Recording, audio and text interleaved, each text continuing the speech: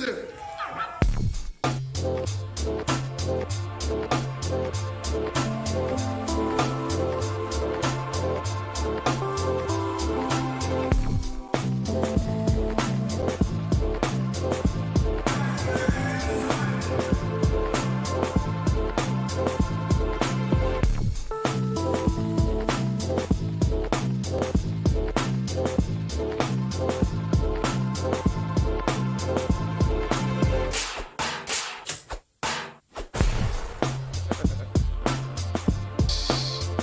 We're live.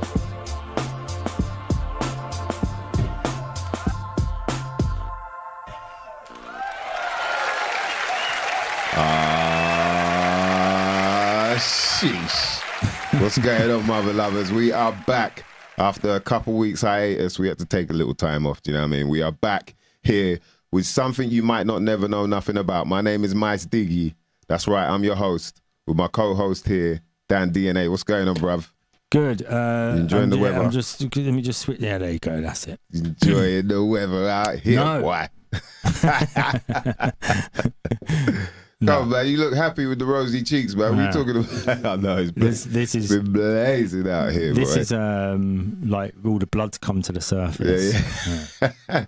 That's like the last resort. When the blood comes to the surface, like, yo, we're going to do our best to save you. We don't know how long we can hang in there. You Just like drink. it though, don't you? This is your favourite time of the year. You know, I like heat, but this is it's ridiculously hot. But I understand what I've got to do now to survive through it. Whereas before, I used to be scared of going outside when it was too hot. Yeah, man, because I was like, yo, man, I'll get like rashes or, you know, I'd feel like, oh, man, the sun makes me do this and it makes me do that. And you realize like, nah, you need to be in it more. The more you're in it, the more your body's like, yeah, exactly. This is what we need. We need to, we're coming up with stuff to detox, to get rid of. You're like, oh. Yeah. So, so like I'm saying, at this sort of time, you're not meant to be out there. Obviously, if you're working, that's a whole different story. If you are out there working, stay as hydrated as you can. And obviously, yeah, you know, like do your best to get in the shade for 5-10 minutes. Do you know what I mean? Every 20 minutes or something, 15-20 minutes. Don't be out there like acting like, no, I'm good. And then after like all lobster boyed out, like leather skinned out. Do you know the what I next mean? day Like, being sick. yeah. Sunstroke. Sunstroke. You know what I mean? You just be logical with this. Shout out to Bruce Rillis in the building. Black Einstein, what's going on, my brothers? Good to see you lot, man. Yeah, it's been a minute, man, so I can understand people might not know that we're on right now. Well, they'll soon find out, man. So shout out to all the podcast listeners as well that just check out the audio. We appreciate everyone locking in. Everyone on the YouTubes, Twitters, Twitches, D-Lives. Are we still on D-Lives? We are still on there, yeah. Yeah, share, you know what I mean? Link, subscribe, do what you can, man. We're back. We're back in this mother lover. Do you know what I mean? That's what I used to say. I'm like, man, back in West. When man back in West, yeah? One now, like, yeah. So we're back, man. Some shit you might not never know nothing about. I'm looking forward to this evening because it's been a minute since we had my brother up here. You know what I mean? And he's definitely like our avid listeners, like one of his favorites, one of our favorite, one of their favorite, I should say, guests that comes on the show because it's always mind blowing for people like, rah, I didn't realize that. And, you know, this is what we try and do here is like, you know, it's not, obviously it's in the title, but there is stuff that we actually don't know about that could be of interest to us. And you might want to dig further into it. You know, whatever you're hearing on here, like we always say, man, don't just take our word for it or anyone's word for it. Like, go and look for yourself. And especially when it comes to like whether you believe in it or not, it's like go and disprove it then. Do you know what I mean? Like you can't, or it's like you if you believe in something, then you should also look at, like you've mentioned before, also look at the other side to make sure that what you believe in is true to you. Don't just leave it at that because then all it is a belief. And really, we want to know. That's what we want to do up here is know. Because this shit you might not never know nothing about. That's it.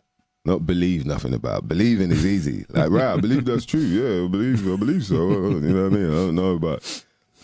And when you look at the beginnings of those sort of words, you realize what it really means. It's like, oh, it means more than just, yeah, I think that could be possible. It's like you actually have some kind of trust in that belief. Yeah. To the point that you will argue that belief, like you know it's fact, but You don't know if it's reality or not. No. You know, I shouldn't even say facts, because facts is the same thing. You know, like people talk about there's no such thing as truth. There is. There's obviously a truth. Like, it's true to you that this table, I'm behind this table, right? To me, you're behind this table. It's true to both of us, but the real truth is this table is in the middle. You know what I mean? Yeah. So it's like, there's always going to be different angles and whatnot, but yeah, to say that there's no such thing as truth. And when people say things like, yeah, but the table it might not be real, nothing. It's, okay, if nothing's real, then fucking kill yourself. But, do you know what I mean? It is real. Yeah. In terms of what we're real. talking about at the moment, we're talking about the fucking table. We could say nothing is real at any point in life. Yeah. And that's, you know, and that it's interesting because that stems into what I wanted to get into tonight, because like we're saying, people will argue things, not really know whether what they're arguing is real or not. Do you know what I mean? But to them, it's a fact because it's been proven, right? And so what is proof? To you, what is proof then? Is it just images on a screen? Do these images have to be moving? Does somebody have to be talking about these? You know, like, what is it? What do you say is proof then? Because that's like a really... It's something I think is not that hard to define, but there's just a wide scope of what people kind of understand as proof. From what I, you know, from just like over the years now, I've realized, like, right, to some people that's proof though, just reading it in the paper or just hearing it on the news or whatever. They said da-da-da, and that's enough.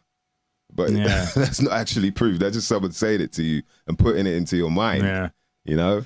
There's something someone said to me recently about evidence and proof as well, but it's not the same thing. Is that, like, you can have evidence for something, but it's not necessarily the proof, or you can have proof. Do you know what I mean? You need evidence to eventually have proof, but just because you've got, you know, say, you get stopped by the police, they find a car jack in your car, someone's been beaten up with a car jack. They've got evidence. There's evidence, but it's not but proof. It's not proof. Yeah. So you know, you've got this sort of crossover as well of, like, push me, pull you. You know, you've got evidence for something. That's just what all the flat Earth stuff exists on, and all this sort of thing. Yeah. Lots of evidence, but it's not like a definitive proof. Yeah, no one's got definitive proof. So it's always like this ever, you know, never-ending cycle of like people showing, here's more proof, here's these proofs, and there's this proof. But is that actually proof, or is that just it goes along with what you're saying? Do you know what I mean? Like, in what way? And the only way is if we measure it in that.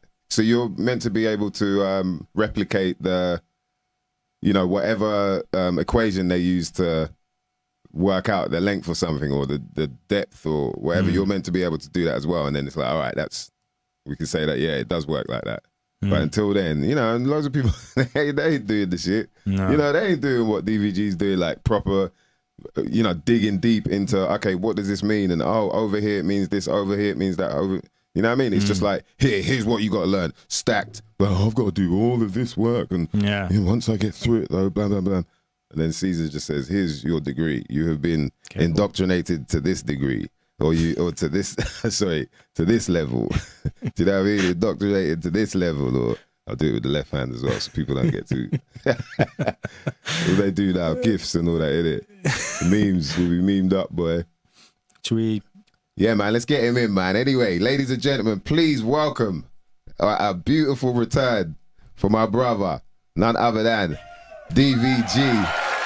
What's going on, bro? Yes, all good, brother. Thanks for having me on again. Hey, how's that, really great being here. We always have good chats and good times when I'm on, so it's all good.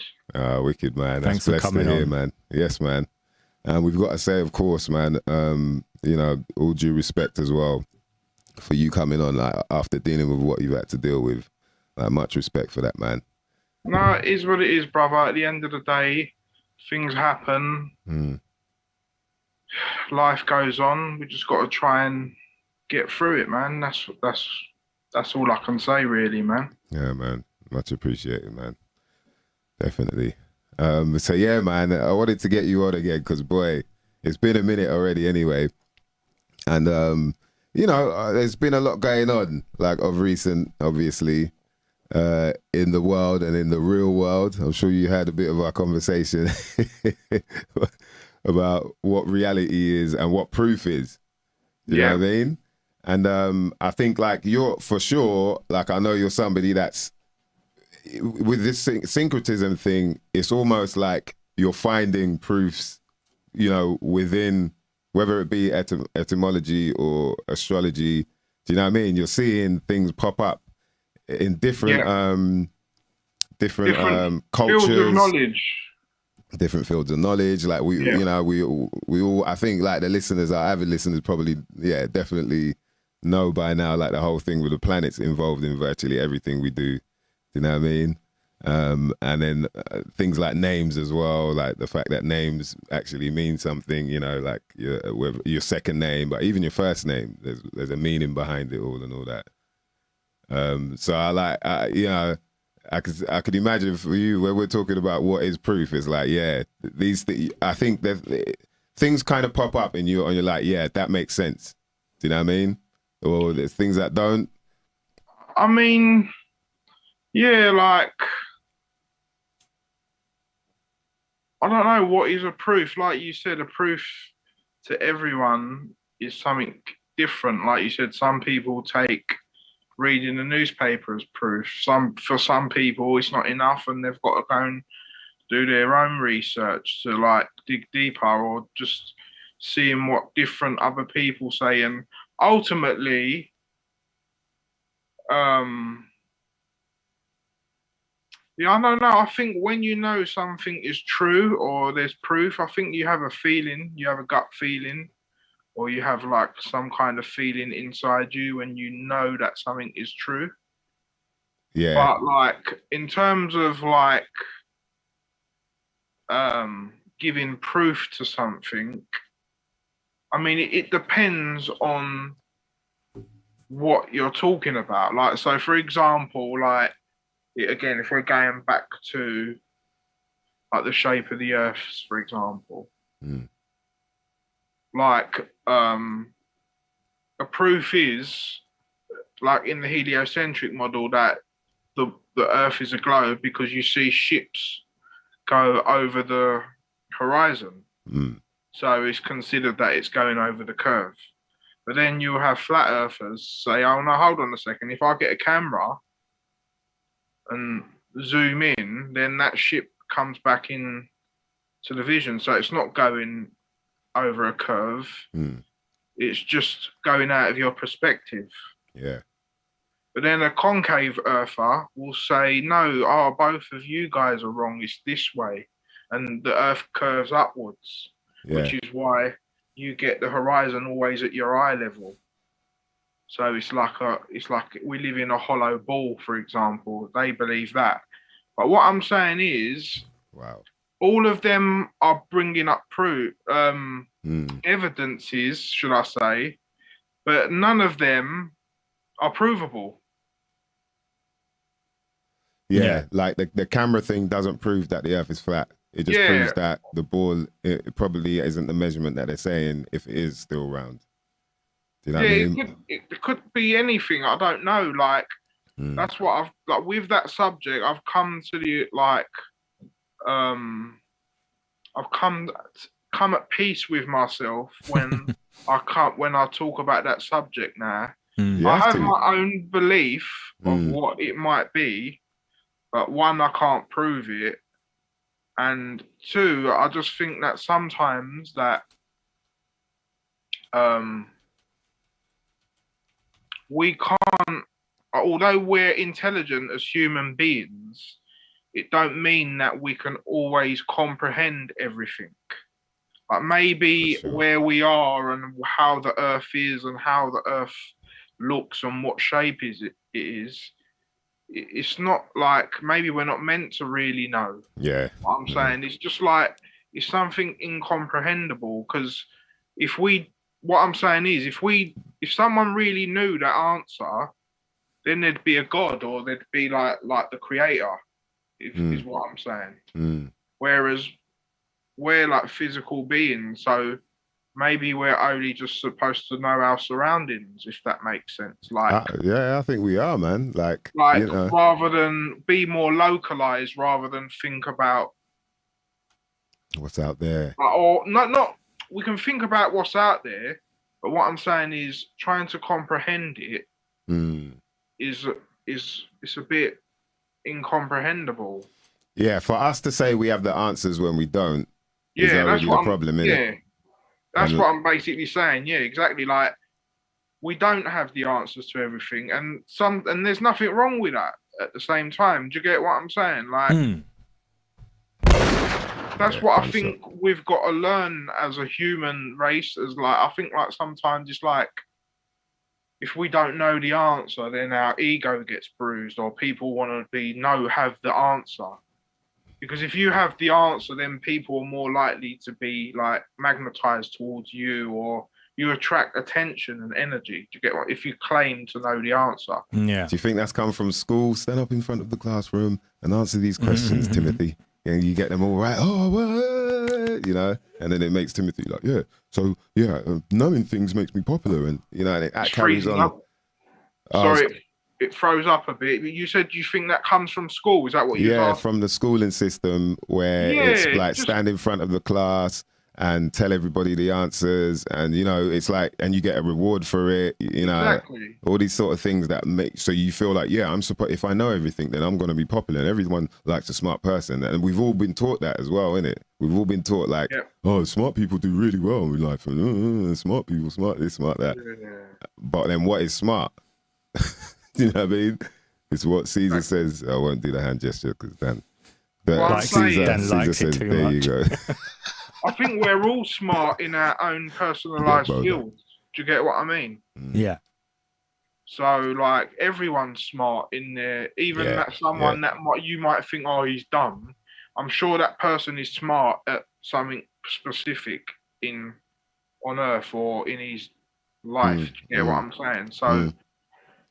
But yeah, we are just animals, essentially. You know, not. I don't mean essentially just be an animal, but so like you say, comprehending bigger things, it might be a little bit beyond us at the moment. If you said to a horse, how do you think cars work? Yeah, exactly. A horse be like probably like I work with 4 things that go like that. You know, so the horse is only going to see things from the horse's perspective, and that's what we're like, is that we're only seeing things from our perspective. Great comparison, bro. Very good. I love that analogy. It's like, you know, like what I think it is, like sometimes maybe it's like a lot of the theology and like how like man is made in the image of God and all this type of stuff that maybe gives man this kind of ego and thinking that we know everything. We are obviously every species is superb in its own right, whether it's an animal, insect, human. Like, do you get what I'm saying? But again, like, this also could be like, and again, I can't prove this, but just through my knowledge of studying, they say that because of like certain ages, like the yugas, you know, like you have like the Iron Age and 25,000. Yeah, so like they say that when we're in the Iron Age, where we only have 25% consciousness, then when you're in the Bronze Age, you have 50% consciousness. When you're in the Silver Age, you have 75% consciousness, and when you're in the Golden Age, you have 100% consciousness, so to speak. So we're currently, again, like due from the general consensus, we're just leaving the Iron Age. So like a lot of people are saying that the reason why we can't comprehend these things at the moment is because we're stuck in like a hot, more denser age. Hence, we're not like, how can I say, malleable enough to get it all yet. So maybe as time changes, then maybe we will have answers. But I don't know. Like, again, that's just whether that's true or not, I don't know. But that is an explanation that is out there. It's due to the ages that humans have different like awareness and different rates of consciousness, basically. So, it's mad because I was thinking like when you just going back to when you're saying about with animals, like how we've all got strengths that others don't have. You know, that's making me think about that. And I was thinking like, right, if I was to talk to one of my toughest brethren, like hardcore diesel brolic, just landed, always got a strap on him. Said, bruv, would you go and jump on a bison? Would you, in the Serengeti, would you go and jump on a bison's back? And he'd be like, fuck that. I'd be like, that mosquito would do it in a millisecond. Do you know what I mean? Like, the different levels of that. It's true, man. There's shit that this little thing here would do that I wouldn't even, no matter what you offered me. Do you know what I mean? So it goes to show, man. It's crazy. It's crazy, yeah, man. Everyone's got, we've all got our strengths and weaknesses. Yeah. No matter what you are, whether it's an animal or a human. We're all animals, aren't we? We just animals that somehow manage to learn how to communicate like a mother lover to the point where we mess people up with our communication. Shout out to Dr. Evil O in the building. Big up BLA, big love always. He says the original meaning of smart related to pain. When something's smart, it hurts. Interesting. I've never heard that one before. Let me look that up a little bit. You know what I mean? But now you've me just thinking about the word smartphone. Smart. It has MAR in it, which is Mars or Mart. Mer, yeah. So that that vibration, RAM, which is RAM backwards, might have that kind of passionate Martian energy in the word, why it might relate to being hurt, if that makes sense. Is that what you said? It means getting hurt. Yeah, he said when something's smart, it hurts.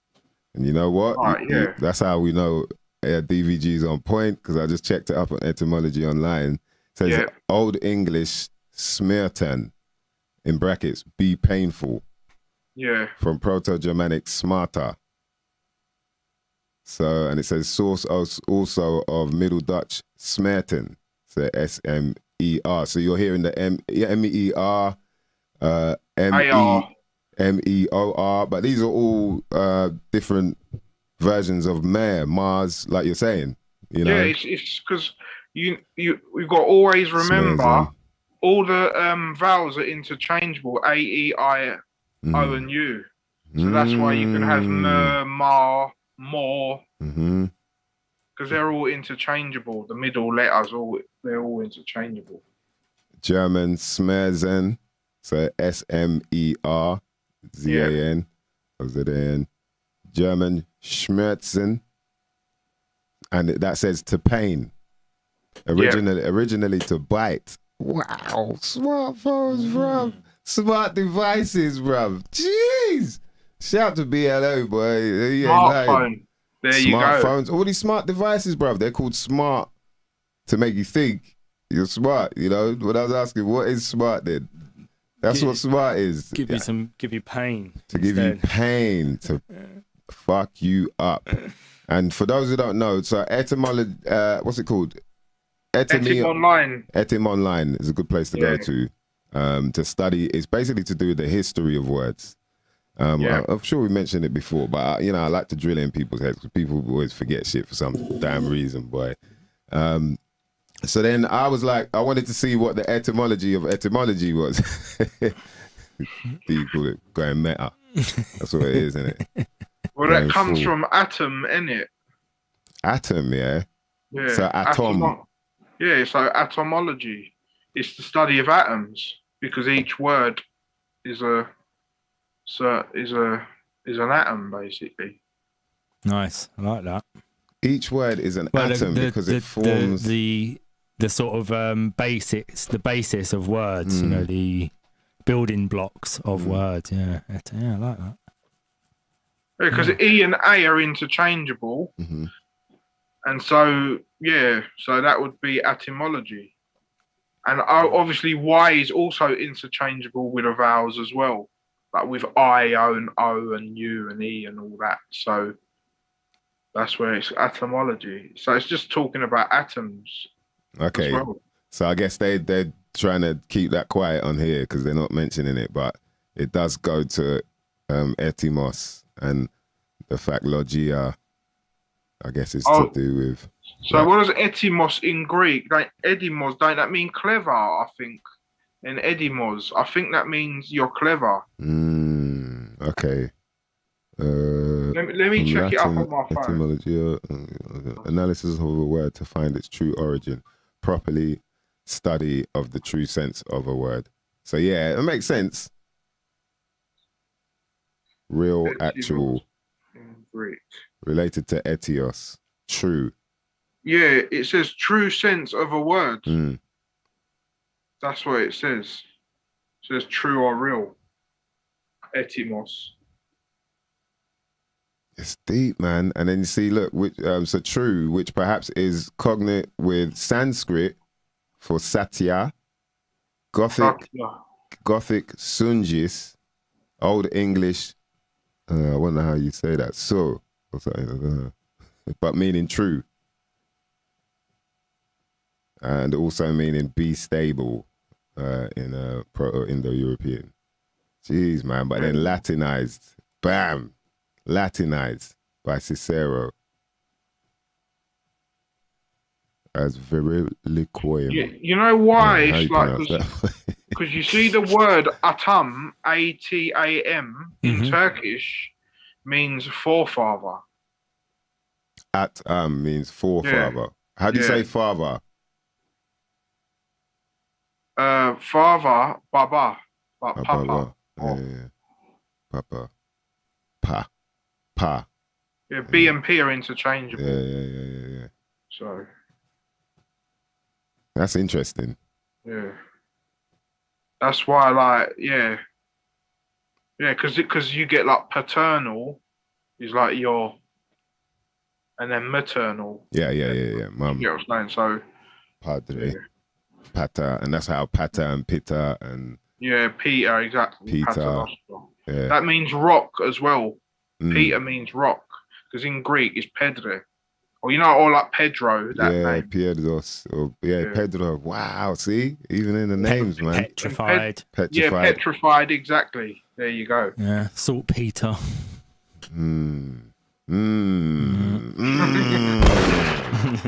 Deep boogie. Wow. So there was something that I liked here, which I found interesting. So it says, in classical times, with reference to meanings, later to histories, classical etymologists, Christian and pagan, for some reason they needed to tell you that. So etymologists, Christian and pagan, base their explanations on allegory and guesswork, lacking historical records as well as the scientific method to analyze them. And the discipline fell into disrepute that lasted a millennium. So this guy Flaubert, who wrote Dictionary of Received Ideas, wrote that the general view was that etymology was the easiest thing in the world with the help of Latin and a little ingenuity. The easiest thing in the world with the help of Latin. And then obviously, when you dig into books like, whether it be Bovier's Law Dictionary or Black's Law Dictionary, you start to see how much Latin pops up all of a sudden. That's in our language, in our, in the word, within the words that we speak. So there's almost sentences within the words, if that makes sense. Kind of like the syllables, I guess. You break the words down into smaller pieces. Like we're talking about conspire, when you broke down conspiracy, like what does it mean? Yeah. Con meaning with, and then spire mean to breathe meaning spirit. Spirit was what people looked at as the being, the actual, the consciousness. Yeah. So, it's like Espiritu Santos, or spirit is the breath, you know what I mean? So the living. And conspire was to breathe in one breath, to alter with one breath. So it is like more than one, two or more people breathing together, like getting ideas, and conspiring. You know what I mean? So it's really interesting when you look at words in that way as well. Are there any that have popped up recently for you where you're just like, oh my days? I feel like you've been through it all, so nothing to do anymore. Like, you're like, yeah, that makes sense. I'm trying to think. It happens to me all the time, but I'm sure, did it happen to me in Cyprus? It must have done. Yeah, was there anything? I was wondering if you saw any sort of occult symbolism out there that you never realized before, obviously with the eyes now. I went to a church, which is the oldest church in Cyprus. It's from the 6th century. I've done a little video. If anyone wants to check it out, it's on my YouTube channel, which is Conscious Minds TV. But yeah, I went there and I've done a little video to go to see if I could see any symbology. Yeah, I just saw the usual stuff, like the arch and the 2 pillars. Yeah. I saw there was like a mosaic next to like this picture of Mary, and it had like 12 sections in it.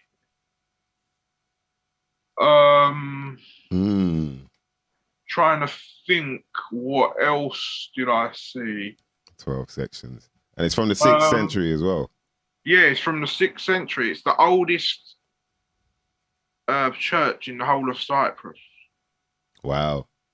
So the first church, basically. Nice, man. Like, yeah, it's proper old, but it still looks nice, like the way it's built and all that.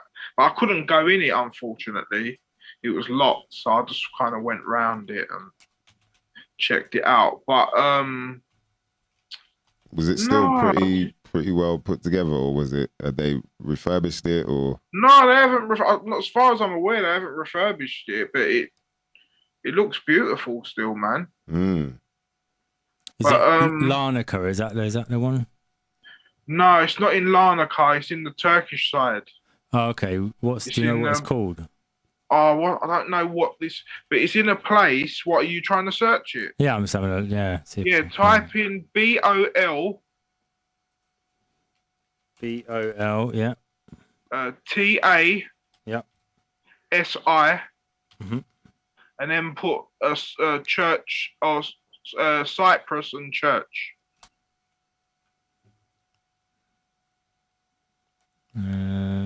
Shout out to you more in the building. What's going on, sis? Yee.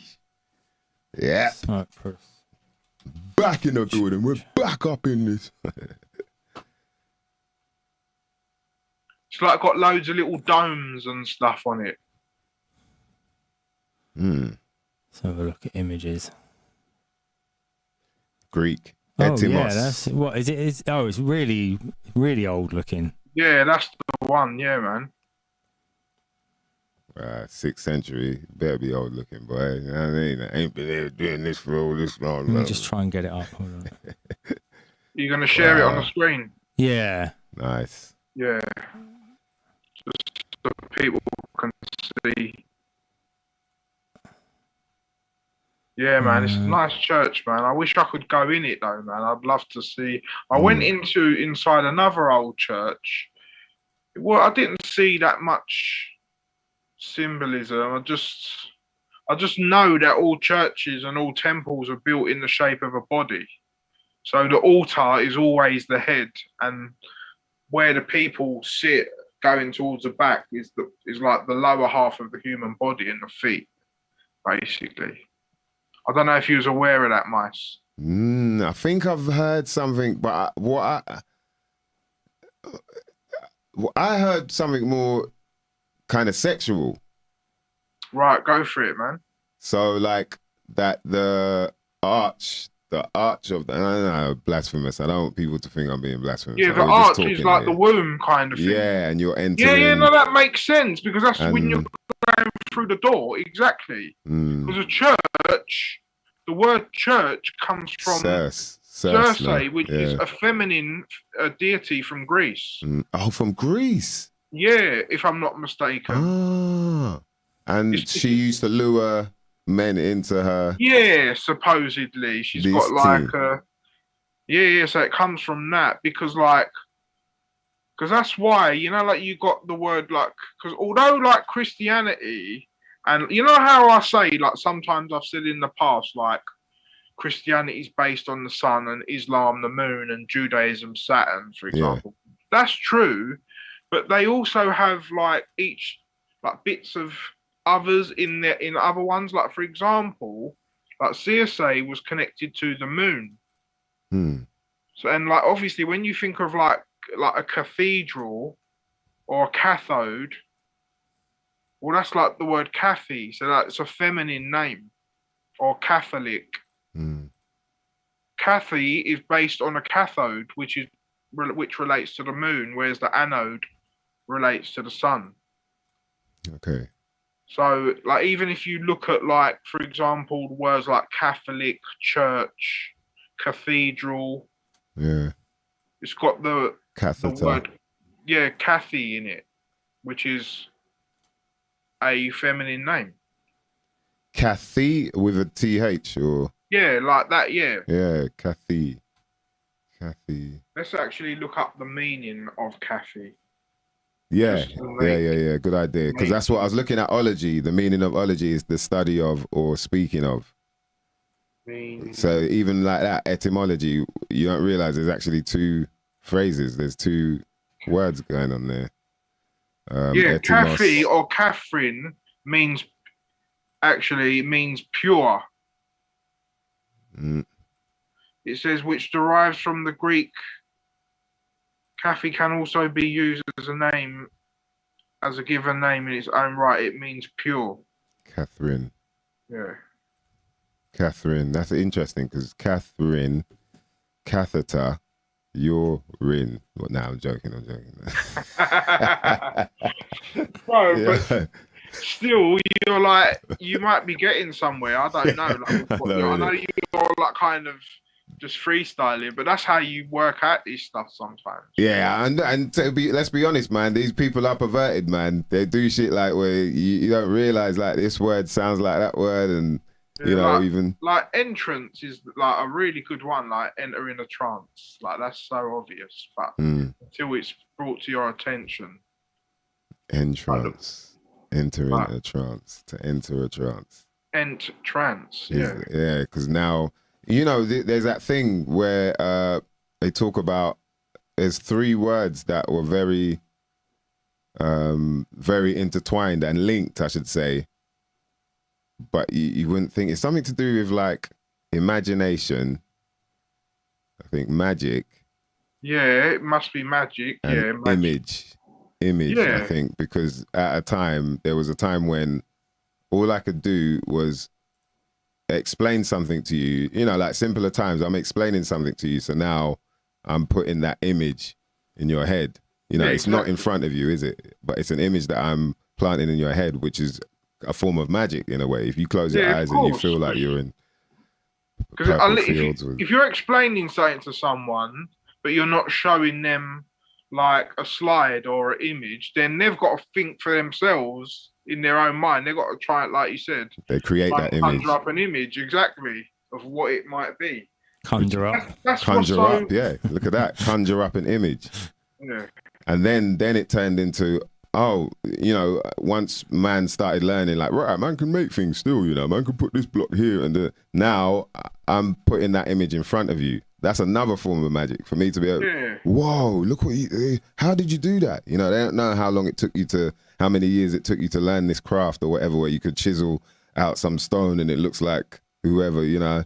Wow, how did you do that? You've created this image and it's come to life. I saw it in my head at first, but now it's here in front of me. Like, this is what I saw, you know. Like, it's some next level. So you're like, right, for real, boy, this shit is all intertwined. Like, all they have to do is put it in your head and you believe it's real. That's proof for you.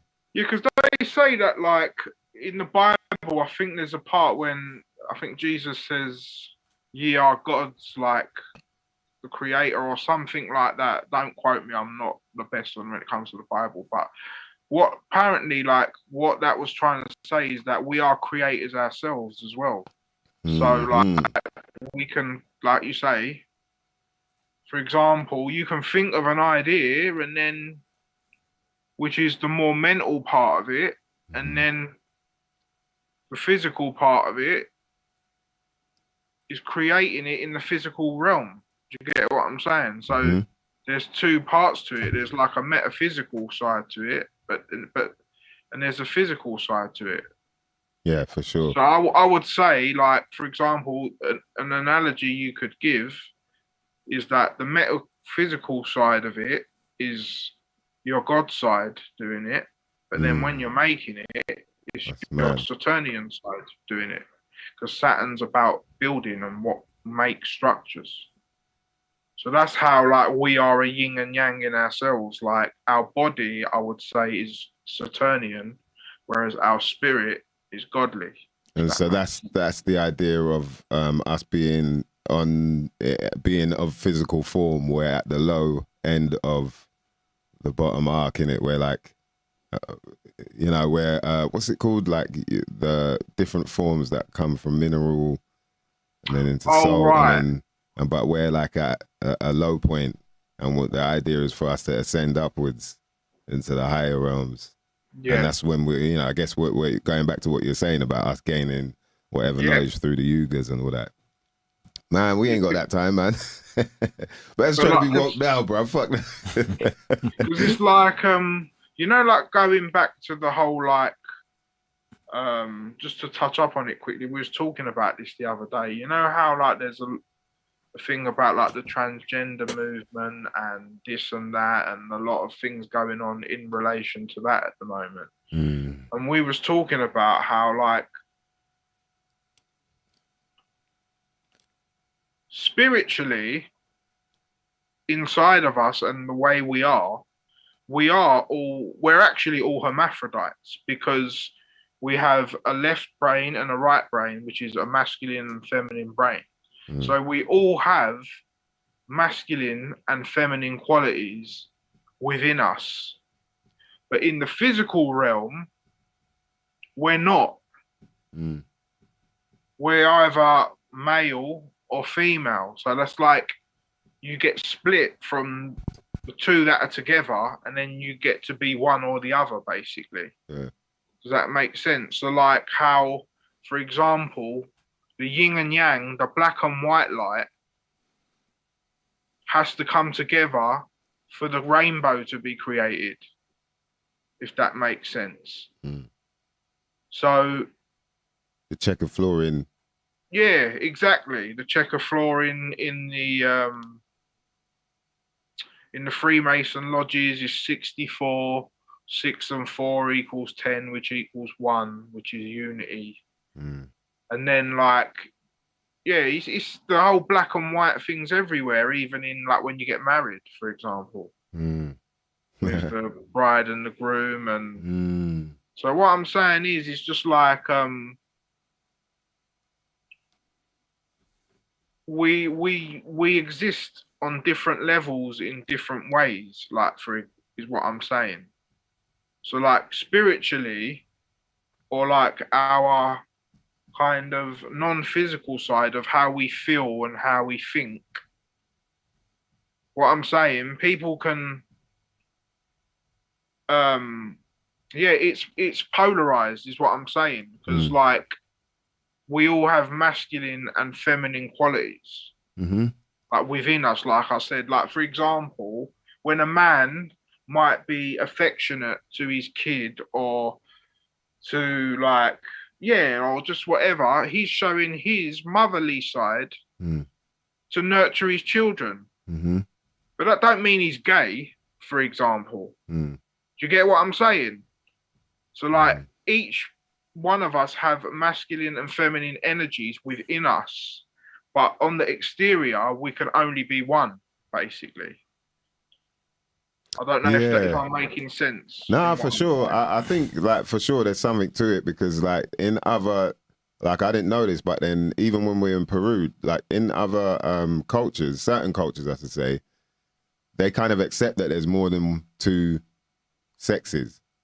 Yeah. They're like, there's 4 or there's 5, or, you know, like in sort of indigenous, and you're like, oh, right, okay. So, but obviously I don't know how long that's been going on, or this, that, and the third, but it must be something to it. And the other thing is, as well, is that when you learn about the genital, like the genital area, where it's like basically you know, inside out type thing. There's, you know, it's like the ovaries, the testicles, and you know, he's just like, what? Oh, right. So of course there's got to be times when, you know, it doesn't, the rivers don't run as smooth as and things come up.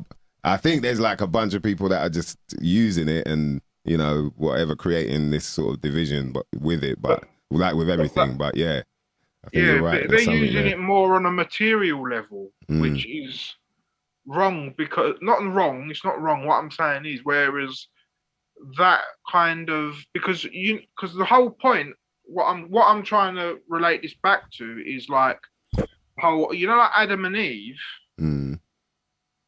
before they were one being. I don't know if you were aware of that. They're literally the same person. She was made from his rib. Yeah, and then they got separated, basically. That's interesting. So that's like us, atoms get separated. What I'm trying to say is, spiritually, we're both, but then when we do whatever, we get separated, and we either become an Adam or an Eve. Not Adam and Steve. Yeah, exactly.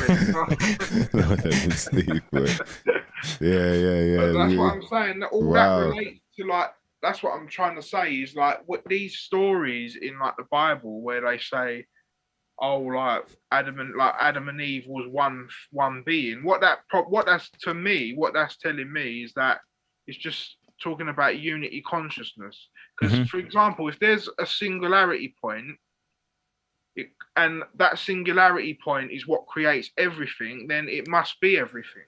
So it can't just be either male or female. It has to be both.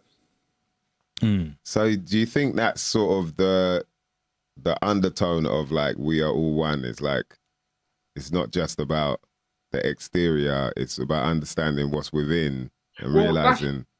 That's what I'm saying. That's what it should be about that we are all one in the interior, but they've switched it to an exterior thing, is what I'm trying to say, which is why I was explaining what I was explaining. It's like they've done a switch, like they've just switched it around. Yeah. Like they always do. That's their tactic. That's humans, though. Yeah. We externalize all, like, that's what projections are. We externalize all these internal things, and then things that we're doing, we make other people do it.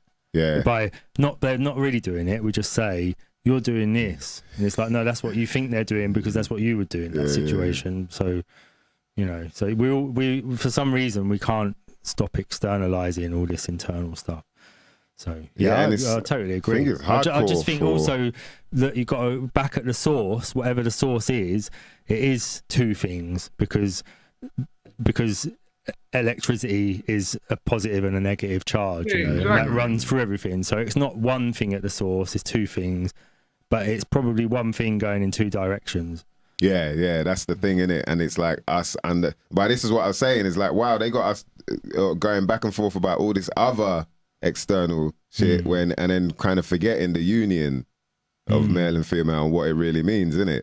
And how, you know, and so that's always sort of there at the core of any whoever's pissed off with this, that, and the third. Then it's also like, and you lot. It's like, but the positive and negative can never be the same. So no, they can't be the same. All these, they got to understand that they are, though, and just leave. And you know, so if there's differences, people should just have to respect the differences. Yeah, exactly. That's it. Rather than being like, no, I've got to turn you into a negative charge. It's like, no, I'm a negative charge. You're a positive charge. We're never going to be the same. Yeah. Just exactly, put bro. up with it. That's such a good point that you've made, because like I was telling my cousin, we was having a chat in the park yesterday. I said, like, I've come to, like, the realization that, you know, like, sometimes you think, oh, when's the world going to be more peaceful and we can all be rosy and all get on and this and that, and then I've come to a realization that I'm kind of asking for something impossible, because we live in a world of electricity, which has polarization. So there has to be this positive and negative influences, because that's how this realm works. Yeah. Because otherwise, if everything was all good, there'll be no meaning to life. So, and we have to have these opposites to learn what things are. So sometimes, like Dan said, like sometimes you just got to put up with something and accept it, and not try and change that negative charge into a positive charge. Just let it be a negative charge, because that's what its job is at the end of the day. Yeah. Yeah, and your job is to just fucking let that be and just swerve. You know what I mean? Its job is to literally rub up against you the wrong way. That's Yeah, why yeah, you feel. yeah, That's why you yeah. feel bad. Yeah. That's why it pisses you off. It's so true. You're just like, that's a negative charge. It's a negative charge. Wow. Yeah. Shout to you more. Big up BLA. But It's true, man. It's true. You know, it's interesting you brought that negative charge though. But negative charge is good when it comes to when you're drinking water, the charge has to be negative. Same with like when you're grounding, you're getting a negative charge because you're kind of going through getting positive the energy from the earth. So it depends on, see, negative and positive doesn't necessarily like mean what they mean in what we think they mean. Yeah. It's almost the opposite. All negative means is negating. It means like withdrawing. And then positive just means attracting. That's all it means. Like when you really think about it. Obviously, when you look at the word negative, it's got like, comes from negative. Negate. Yeah. It's got so negative. That means do you get what I'm saying? So like, for example, like they will say, like, I'll just use this as an example. Like a team, like a manager, his tactics were really negative. Like they just sat back and they didn't go for it in football or whatever. But it might have looked negative. But if that thing worked for that football manager and he got a result from being negative, then a good thing comes out of it. So you can like be positive as a manager and say, I'll go out there and attack and try and score goals, but then lose 4-0. So what I'm trying to say is both of those things can be used for good and bad things, if that makes sense. It's the intent, as with anything. Something I learned was to do with law, like, so obviously legislation versus law. Yeah. And that, you know, so when you're talking about positive law, that's actually what they've made up, like man-made legislation and statutes and whatnot. But negative, like you said, to negate. I don't want any of your benefits, your privileges. I don't want to be taxed. I don't want to be extorted. I don't want to be kidnapped. You know, I don't want any of that. You negate it. That's a negative law is actually what we want, where God's the only ruler. If I walk into that lines, then I'm more likely going to get shredded up. You know what I mean? If I do wrong, then wrong's more likely going to happen. As simple as that. Yeah. But instead, they got us believing everyone wants to kill each other. You know what I mean? Everyone's angry with each other. It's hot. I've got all these kids. You know, people. I'm worried because I'm seeing all of this stuff going on. So you think it's planted in your head now that it's possible if I go to the shopping mall. You know what I mean? Or Americans, I should say, that if I go to the shopping mall, I might get popped off, man. You know what I'm saying? I just want these new Jordans. That's all, man. These J's, son. You know what I mean? You've got people worried as hell. And it's like, really, turn to your neighbor, ask your neighbor, are you pissed off? Do you feel like killing anybody? Do you, have you been, you know what I mean? But as long as the image is put in our head, and shout to BLA, he mentioned another word that's similar, manifest. So in terms of that, you know, image, magic, imagination, things manifest. When something manifests, there's the MA in there, bam.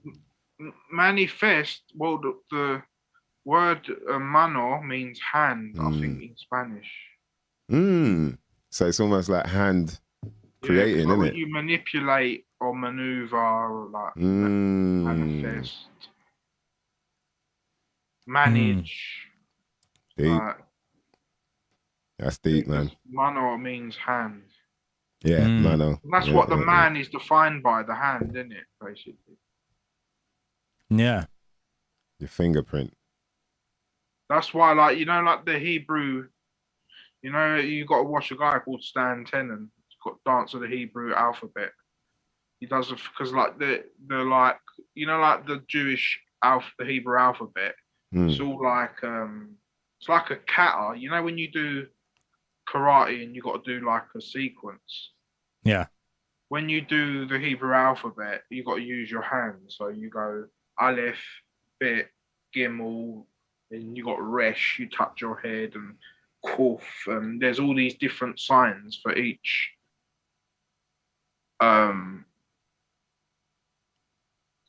For each letter, basically. Mm-hmm. Yeah, I can't remember. What was the initial point we was talking about before this? Why have I started talking about this? I don't know. Because it was to do with manifest. And you oh, yeah, about the hand. Yeah, about the hand. And he talks about how the hand and how it's important and how it's based on the man. Yeah, I've seen that. So there's... isn't that what palm reading kind of stems from? So that parts of your hand also correlate to part of your body, which correlates to does. Organs. And I'm not too I don't know much about palmistry or that type of stuff. But I'm just talking about how, the word man we're talking about the word mano, and it relates to man and the hand and all that type of stuff. There's a guy called Stan Tenen. He explains about all that and connects it to the Hebrew alphabet. And because look, even by me, for example, I'm talking to you, but you can see the way I'm expressing myself through my hand and the way I'm moving. Do you get what I'm saying? Yeah, what is that that makes us do that? Look, that's what I'm saying. I'm doing so it's the hand is showing you how I'm feeling or the vibe I'm on, or do you get what I'm saying? So deep, it's that Stan Tenen explains is we unfurl God's wishes through our hand, basically, or our own spirit, through the hand. That's why the hand's so sacred. And I'll have to say, if anyone wants to watch this, what I'm talking about, it's called Dance of the Hebrew Alphabet by Stan Tenen. He's a Jewish syncretist. He's a Jewish scholar. Absolutely amazing. If you like all especially with etymology and languages and all that stuff, I really suggest you guys watch that. Okay. Yeah, sounds like the right thing to do, mother lovers. Take notes, man. Take notes. All right, so let's take a little break and give a shout out to the CMOS boss, of course. We got to make sure we give them a shout out because, ladies and gentlemen, if you want to get a discount from these mother lovers, all you got to do is hit them up when you get to the checkout. Put in about 20 and you'll get yourself a discount. Let me tell you about these mother lovers, dog. You know what I mean?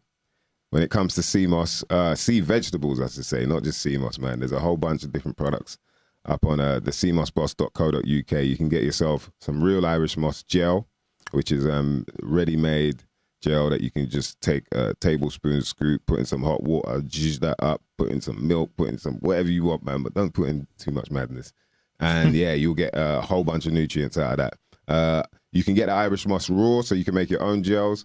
You can also get a mixture of gel with bladderwrack. And bladderwrack is really high in iodine, so really good for your throat area, your what do you call it? Your thyroids and whatnot. Thyroids help you sort of balance. The whole thing with your body is all about balance, and thyroids will help you secrete any sort of toxins you may have. So if you've got thyroid problems, it's probably good to try the bladderwrack because it will help the functioning of your thyroids to get all that shit out. Also, you can get spirulina, raw spirulina as well. I've been taking that. It's decent. It's decent, man. Definitely is really good.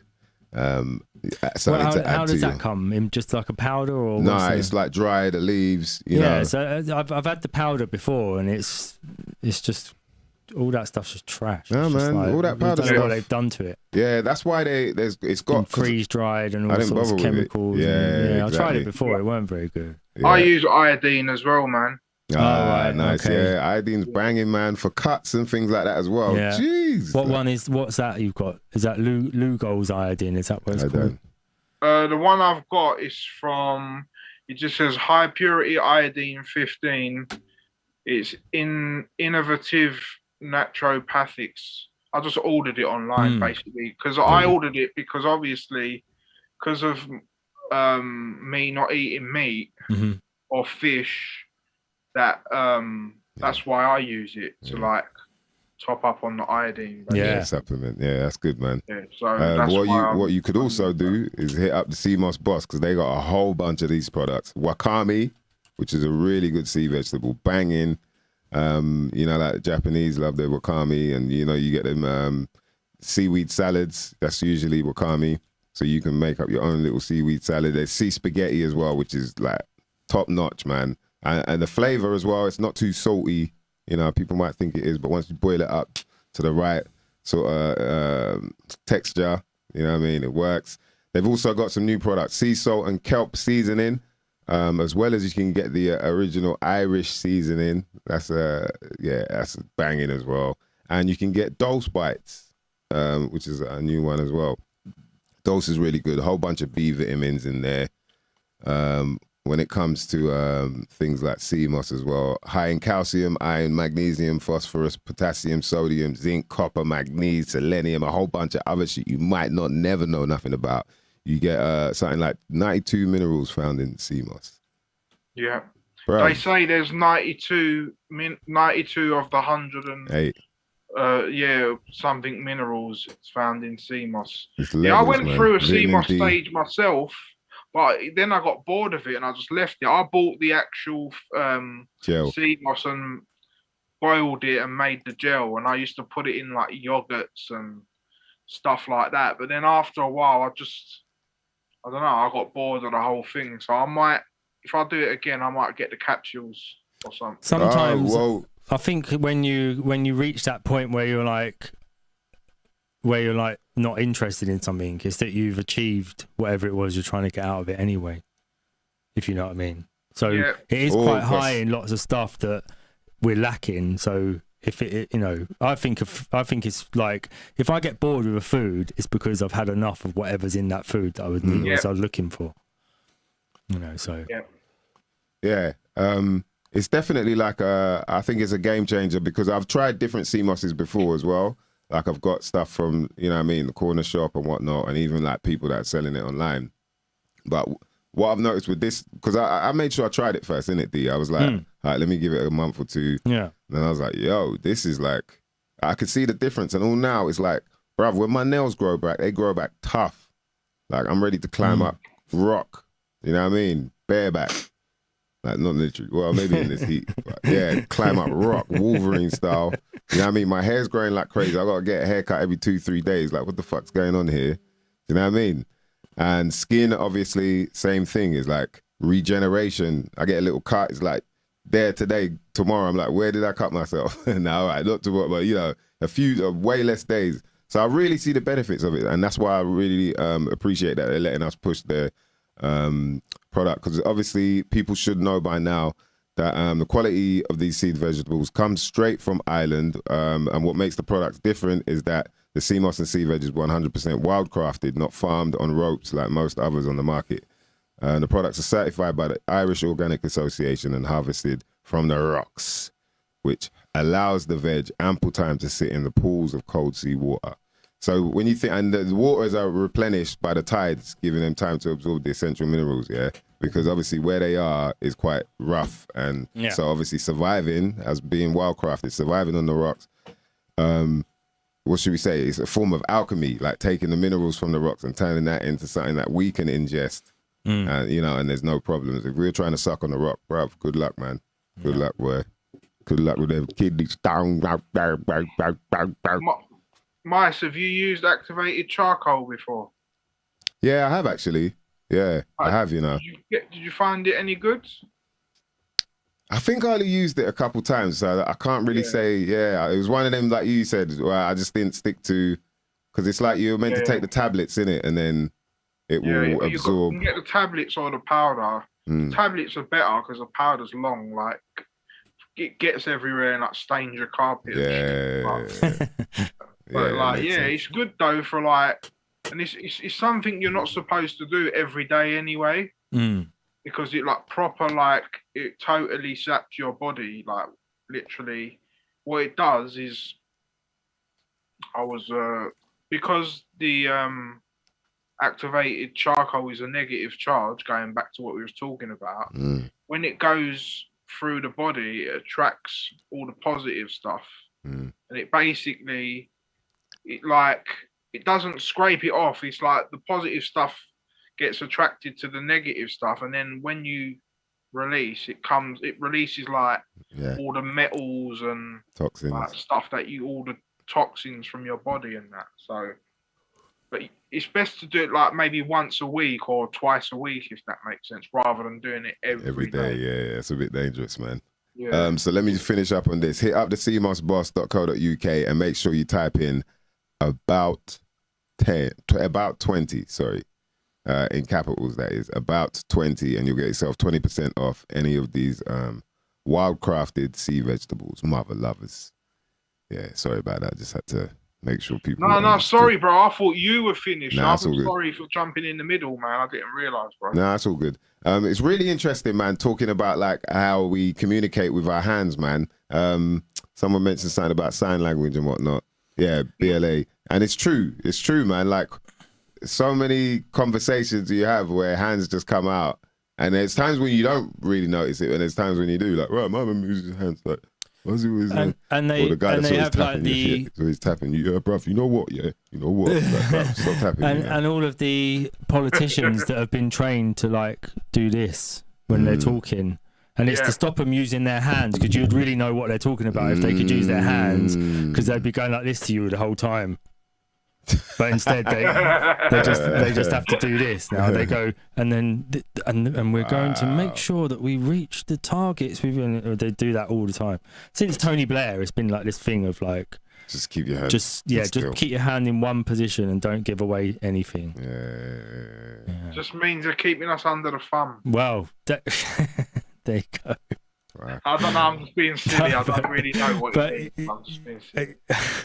Maybe that's like the secret, because that's what BLA's saying in the chat, is that sign language could be regarded in some ways as superior. I wonder if there's a sign language battle league going on somewhere, lol. Because all the secret societies use sign language.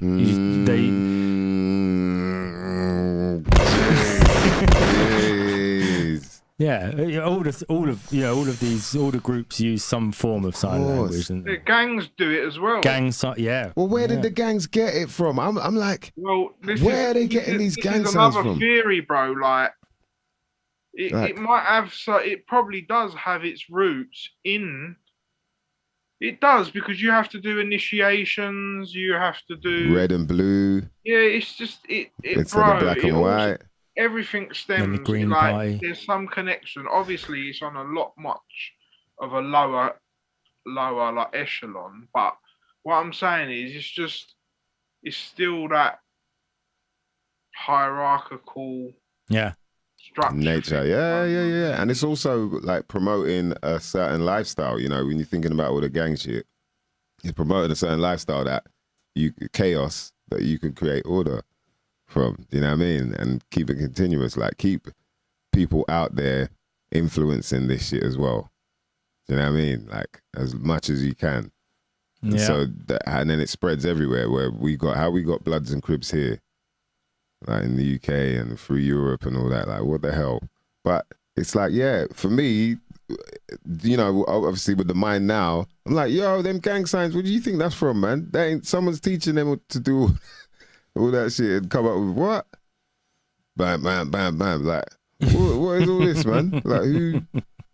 That's some Masonic shit, man. You can't lie. Like, in the heart. Signal, like. Them man are doing simple shit like this. Like, on the man like this. Like, on the picture, when you see the painting of Lord Smotherington of Smithers, it's like that. Yeah. Next man's like that.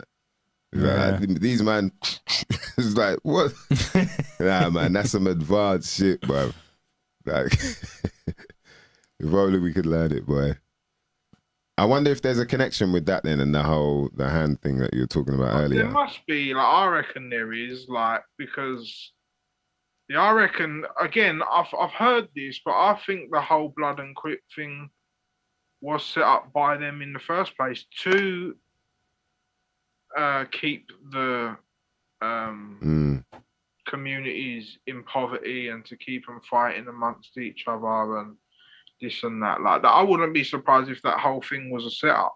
But again, I don't know. Like I've seen documentaries in the past about like the Bloods and Crips, and like the theory that this documentary told me was that like basically because of like you know like the civil rights and all the riots in like the 60s and all that, basically people thought, all right, we're not getting no protection from no one, so we've got to form our own gangs for protection. And that's how the Bloods and Crips started. That's like a theory I've heard. But it started in jail or whatever. That's how the mafia started in Italy as well. Is that after the unification of Italy, because it was all separate kingdoms before then, and lots of people obviously worked for the local king because they had like they had kingdoms all around Italy. So there's like 7 kingdoms or something, and those people couldn't get employment anymore because they'd been working for a king, and now it was just a state set up. So they set up their own small sort of black market employment and protection groups, that would make sure that they looked out for each other and give you this family jobs and all that sort of thing. And it sort of just developed into a parallel society that's alongside the state. That's why there's all, different mafias around Italy. It's not just one mafia. That's interesting, man. And it obviously went into protection. They started protecting businesses, making them pay money to protect the business. But then it all gets corrupted and, Well, yeah, I guess that's probably when it starts, and it's like, oh, we got to protect you. You need protection. Who from? Us. Yeah. Oh, okay. And then families and, that's interesting. And you're saying about kingdoms. So that even that word, if you break that up, that's like the king, because there were different kingdoms, there were different kings. So that was the king's dominion, innit? That's the king's dominion. Yeah. And then you got freedom, free dominion. Like that means it's still enclosed in something, innit? Like, so we want to be free, basically. We don't want no freedom. We want to be free. You know what I mean? We're right here. Some shit you might not never know nothing about. Myself, Mice Diggy, co-host Dan DNA, and we got our brother DVG in the building, man. Conscious Minds TV. Do subscribe to his YouTube channel if you want to learn more about so many different things, man. Like the things that really interest me as well that you do is the stuff to do with religion. Now, I know it's a touchy subject for people, you know what I mean? But it's like I've seen a lot of stuff to do with Judaism and Christianity, but then you touch on sort of stuff to do with Islam. And what I'm interested in a lot is obviously the whole sort of worship, like the idea of the allegory of the skies involved in all of that. You know what I mean? Like, because I just find it interesting because it kind of shows you how much they've seen that we didn't think you could do without, we didn't think you could do that unless you had some mega telescope type thing. But there's obviously ways they were seeing shit going on in the skies. And you were the first time I ever heard about stuff being involved in Islam as well. You know what I mean? So what was that like when you started noticing bits and bobs? It was just like, you know what? Like Santos Bernardi said that all religions are astrotheology. So I thought to myself, all right, he's done the Christian and Judaism thing. Let me dive into the Muslim thing, something different that not many people have done. But I've noticed through my research in doing that there are people that have done work on it as well. Right. And I'm like downloading PDFs and stuff, and like it's interesting because I'm like it's just building on the knowledge that I've already found as well. Like I've been like before I went to Cyprus, like earlier this part of the year. Yeah, I found like a lot of new stuff. Like, for example, like the sun is mentioned 33 times in the Quran. Wow, that's a powerful number, isn't it? So,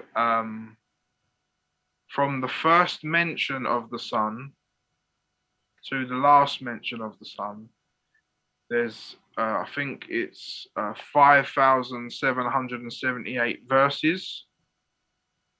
And 5778 is the temperature surface of the sun. But what they've done from the first mention of the sun to the last in the Quran, there's that many verses, 5778. But that 5778 Kelvin is the temperature surface of the sun. So like what I'm saying is, even like within the Quran, there's like hidden little things like that but just they're occulted basically if you don't know. Do you get what I mean? So yeah, and also there's I've got a copy of the Quran, but it's what did you say? 5778. Yeah, is the temperature 5778 Kelvin K is the temperature surface of the temperature of the sun. Oh, it's 5778 Kelvins, yeah. So I recently found like those things out as well. I also found out that Islam is based on the number 9. Oh, for real? Yeah. And there's a code again in the Quran by if you follow the 9 times table, you can find out about each one of their lunar months. So for example, chapter 9 will be about the first Islamic month. Oh, that actual days, chapter bro. in the Quran. And then, so if the next number in 9 times table is 18. So then if you go to chapter 18, it's about the second month in the Islamic lunar calendar. Then if you go 9, 18, 27, then at 27 will be about the third month. So they have that encoded in the Quran as well.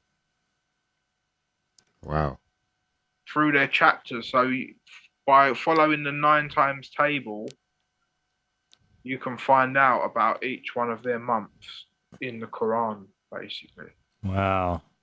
It's a mastermind business, bro. And also, Islam in Gematria comes to 54, which is 9 as well. 5 plus 9, 5 plus 4, sorry, 5 plus 4. Yeah. So even in the Gematria, it relates back to 9.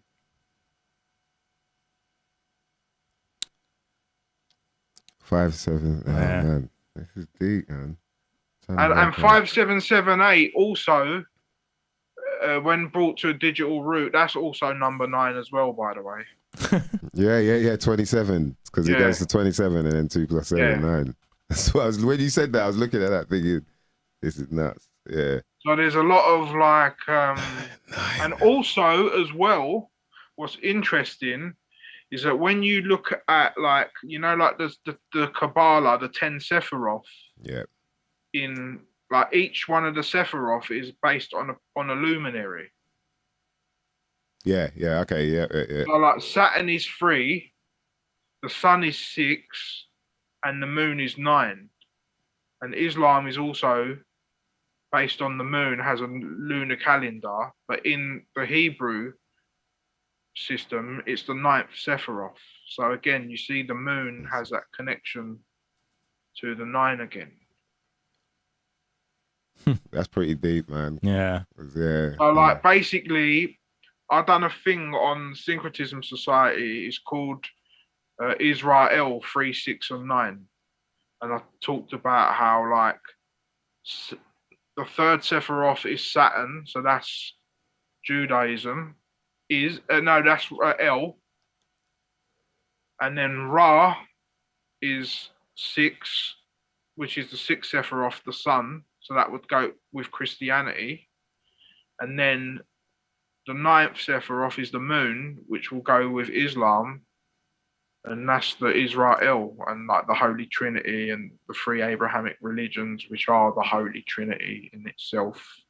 That's why they're all from the same Abraham. So like,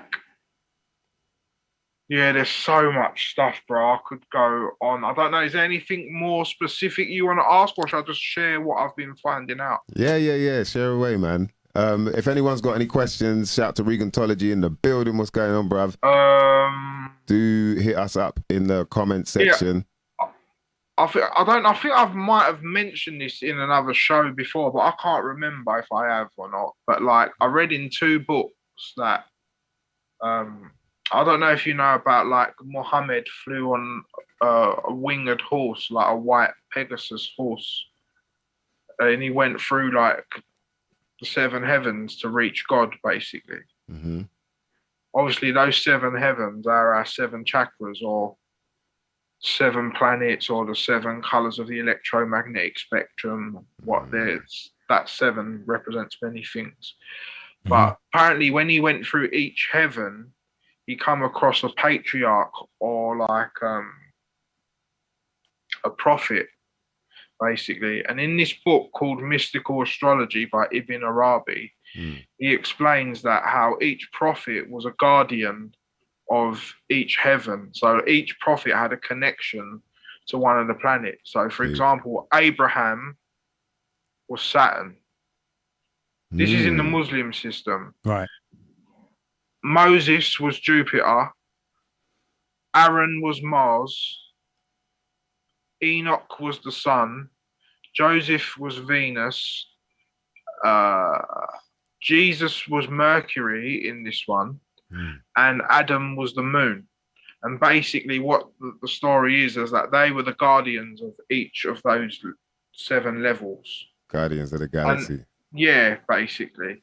And like each one of those prophets kind of relate to, or kind of have an energy in relation to that luminary, for example. Like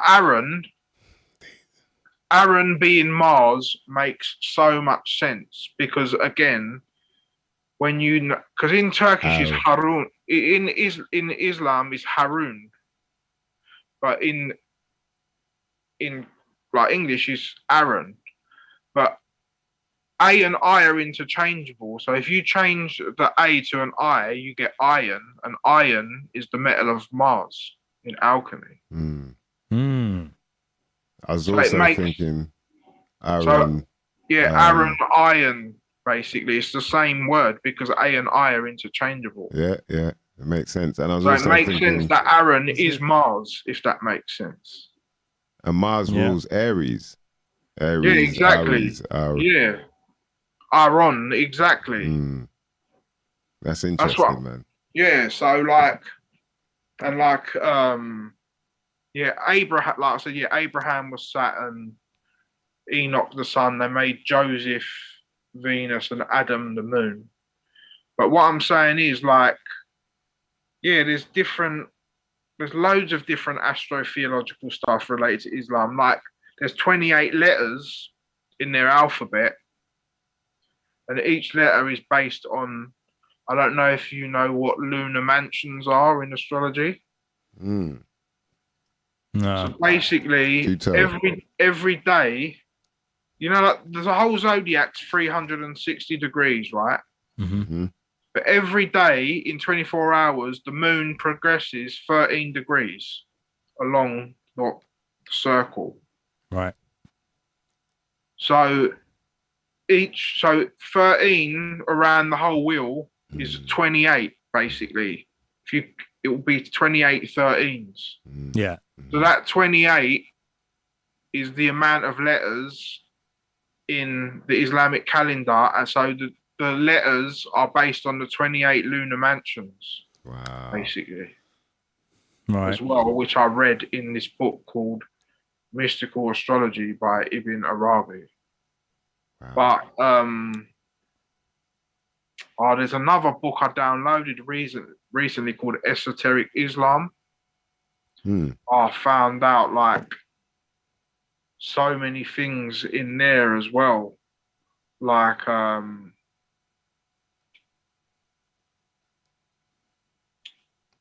how can I share my screen?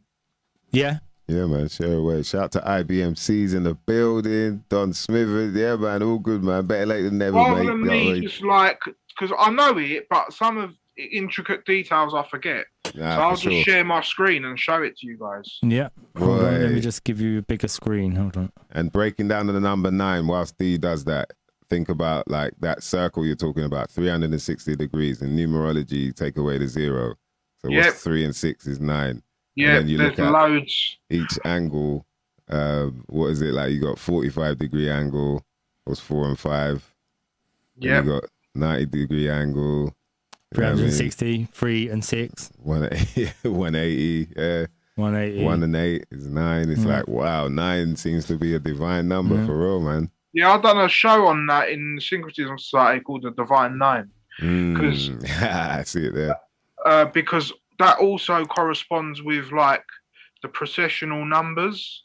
Like, for example, there's the firmament processes 1 degree every 72 years. 7 and 2 is 9.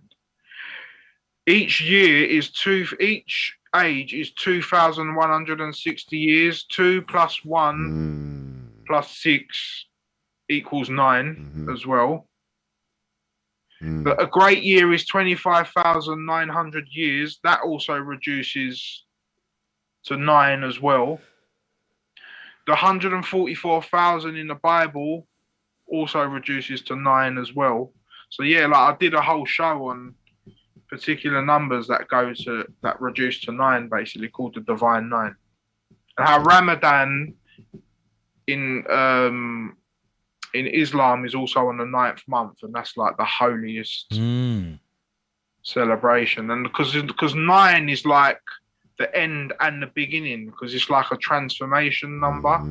Because obviously, as we know, like from 9 you go back to 1, and also like it's like a death and birth, because after 9 months we come into a new life. So number 9 is like quite a significant number. And the 9 months of pregnancy is 28 days. 9 times 28 days. Yeah. So it's lunar months again. Yeah. 28.4. 28.4. Can I share the screen now? Yes, mate. Yeah, man. You lot link up DVG on the syncretismsociety.com. He's dropping knowledge on there on the regular. It's saying that I can't. You're not letting me. I think you gotta allow. It says It said you disabled it. It was probably on already. Hold on. Yeah. 9. What happened to the rapper 9, man?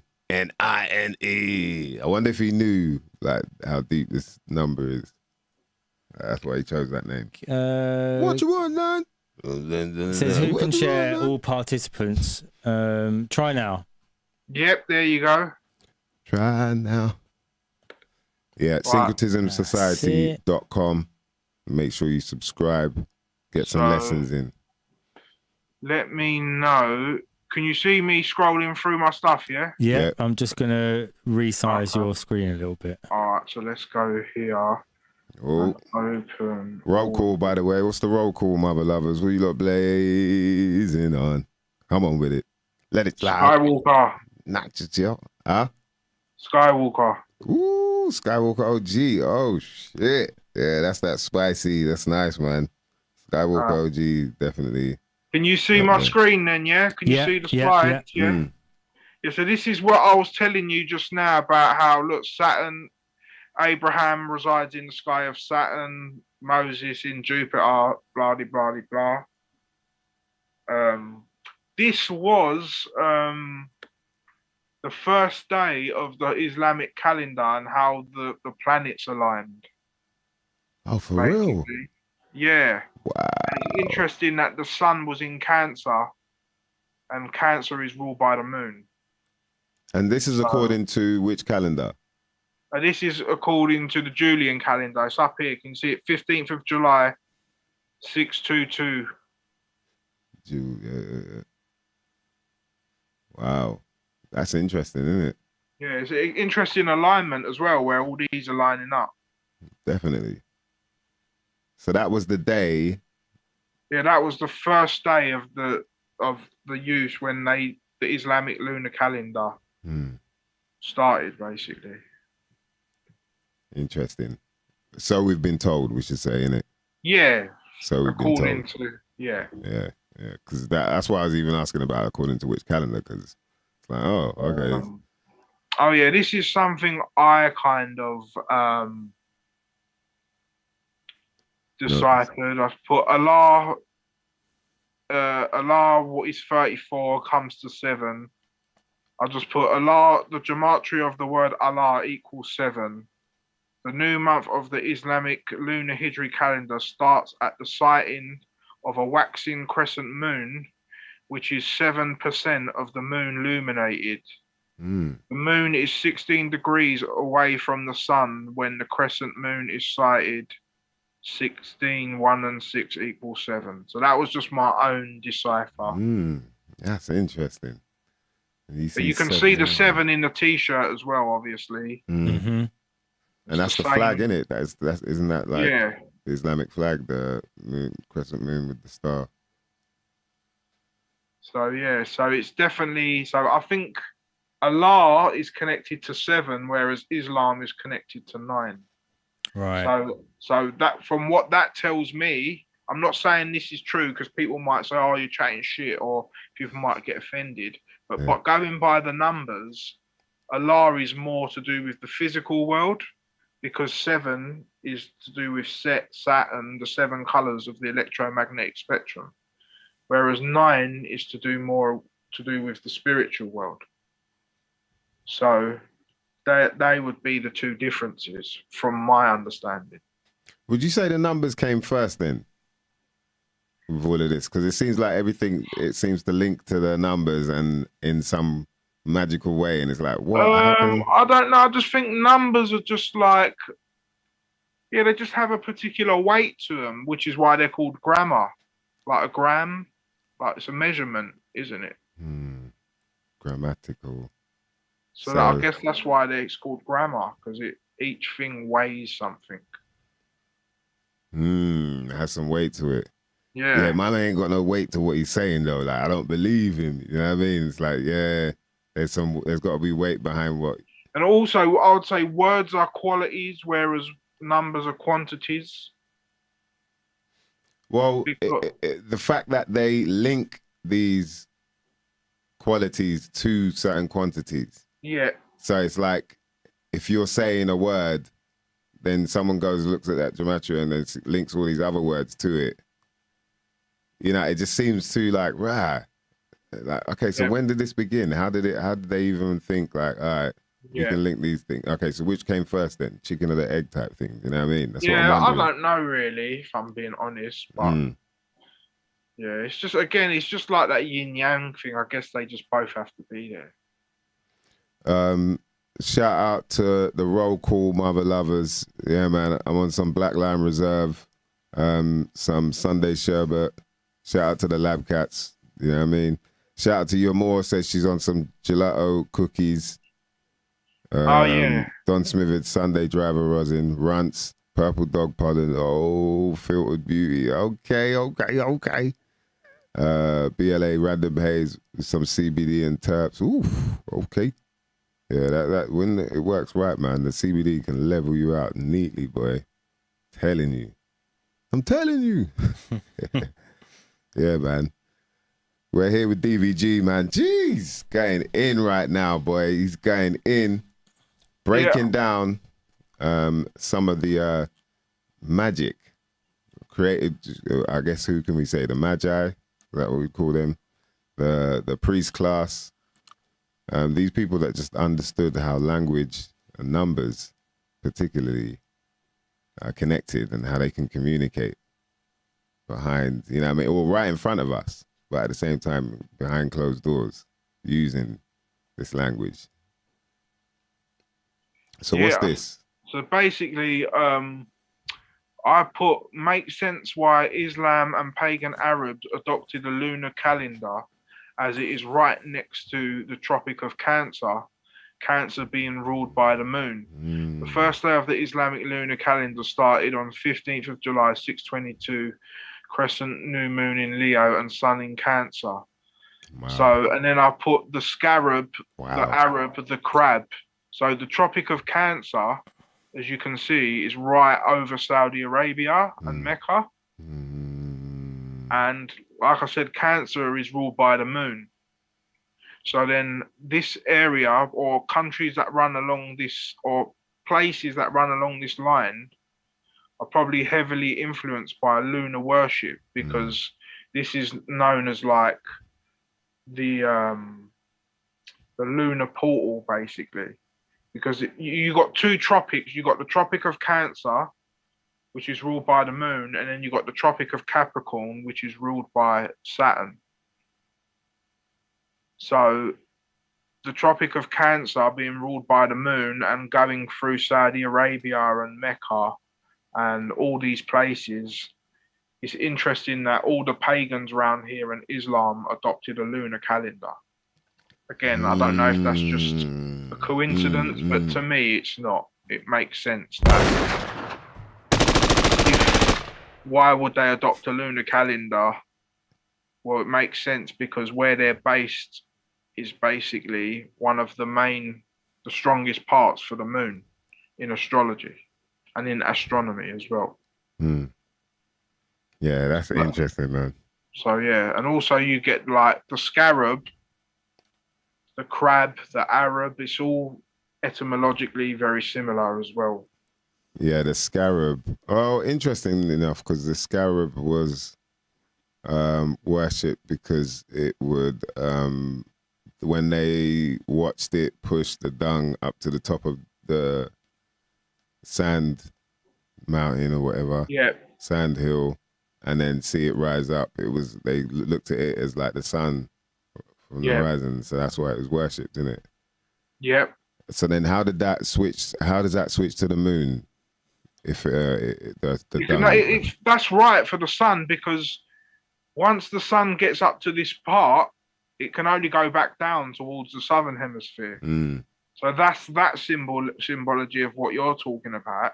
But what I'm talking about is that the sign Cancer itself is ruled by the planet, is ruled by the moon. Each sign has its ruler. Oh, yeah, sorry.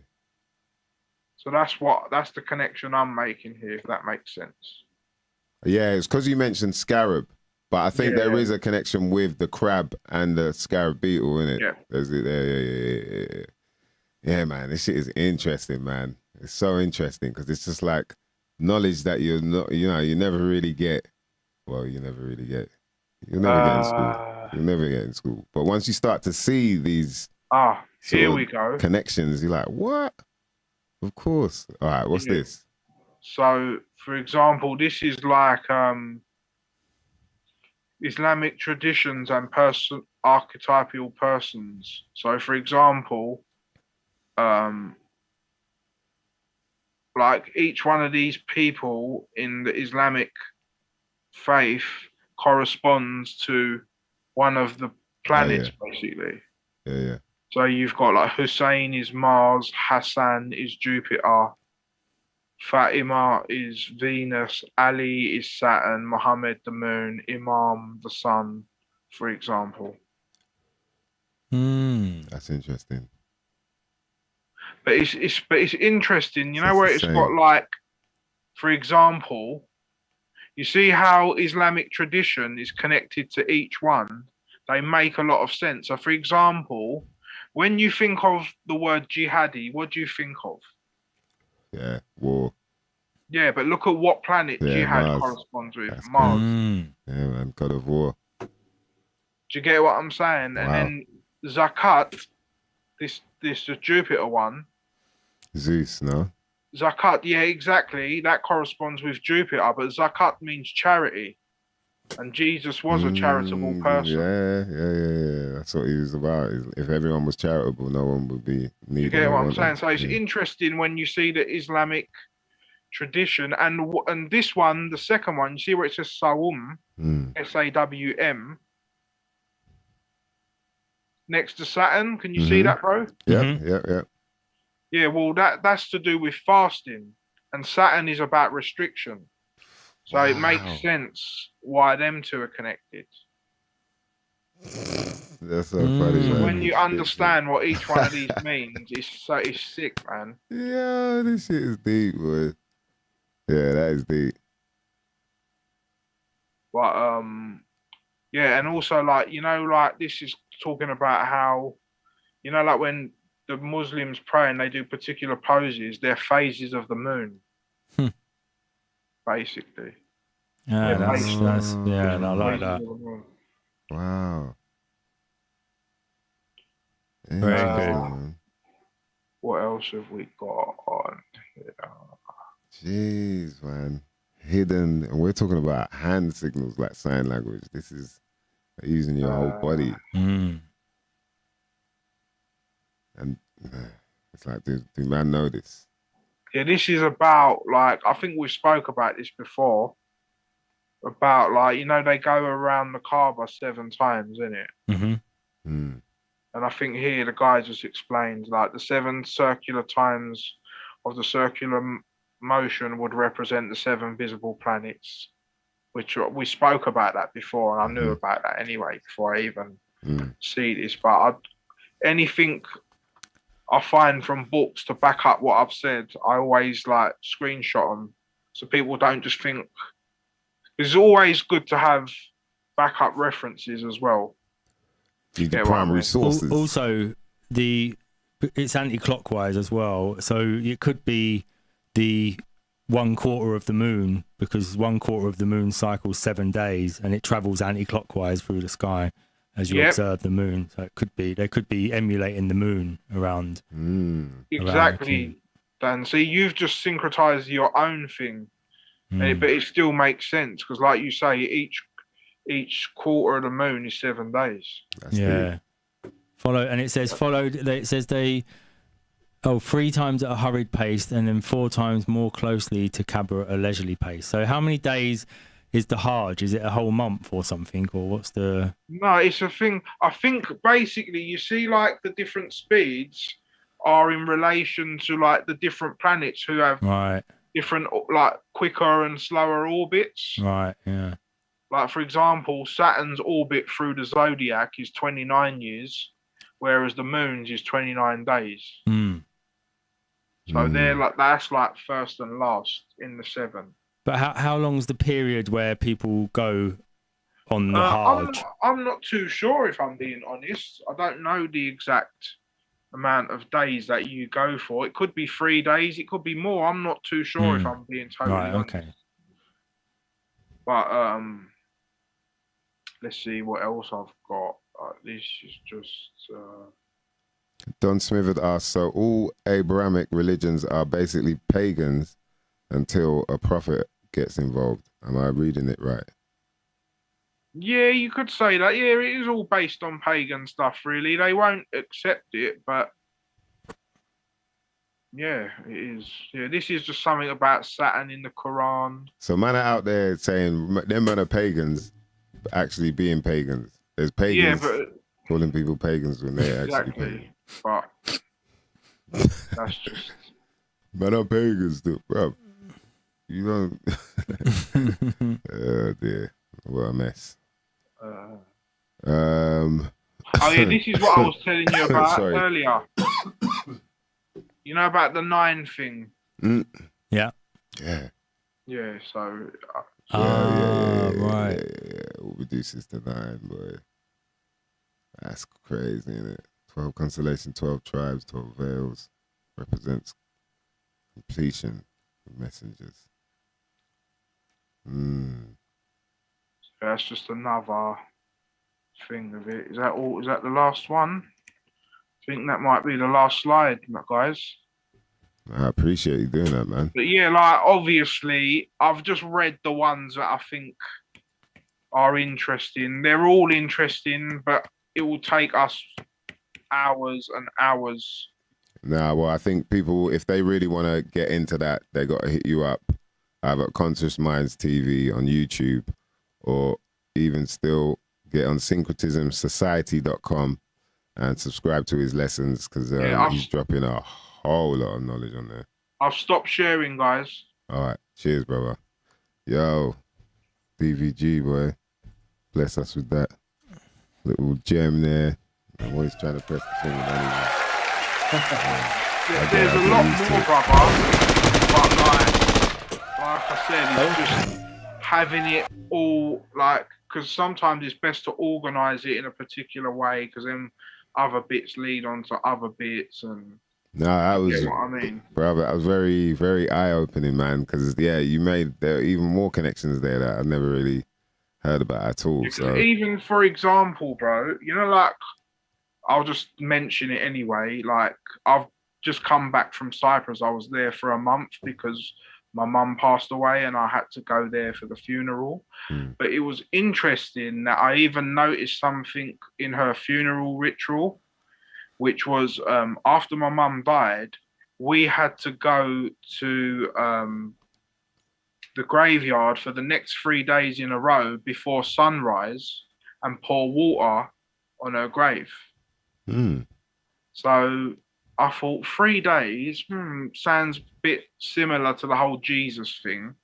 And also we're doing it before sunrise.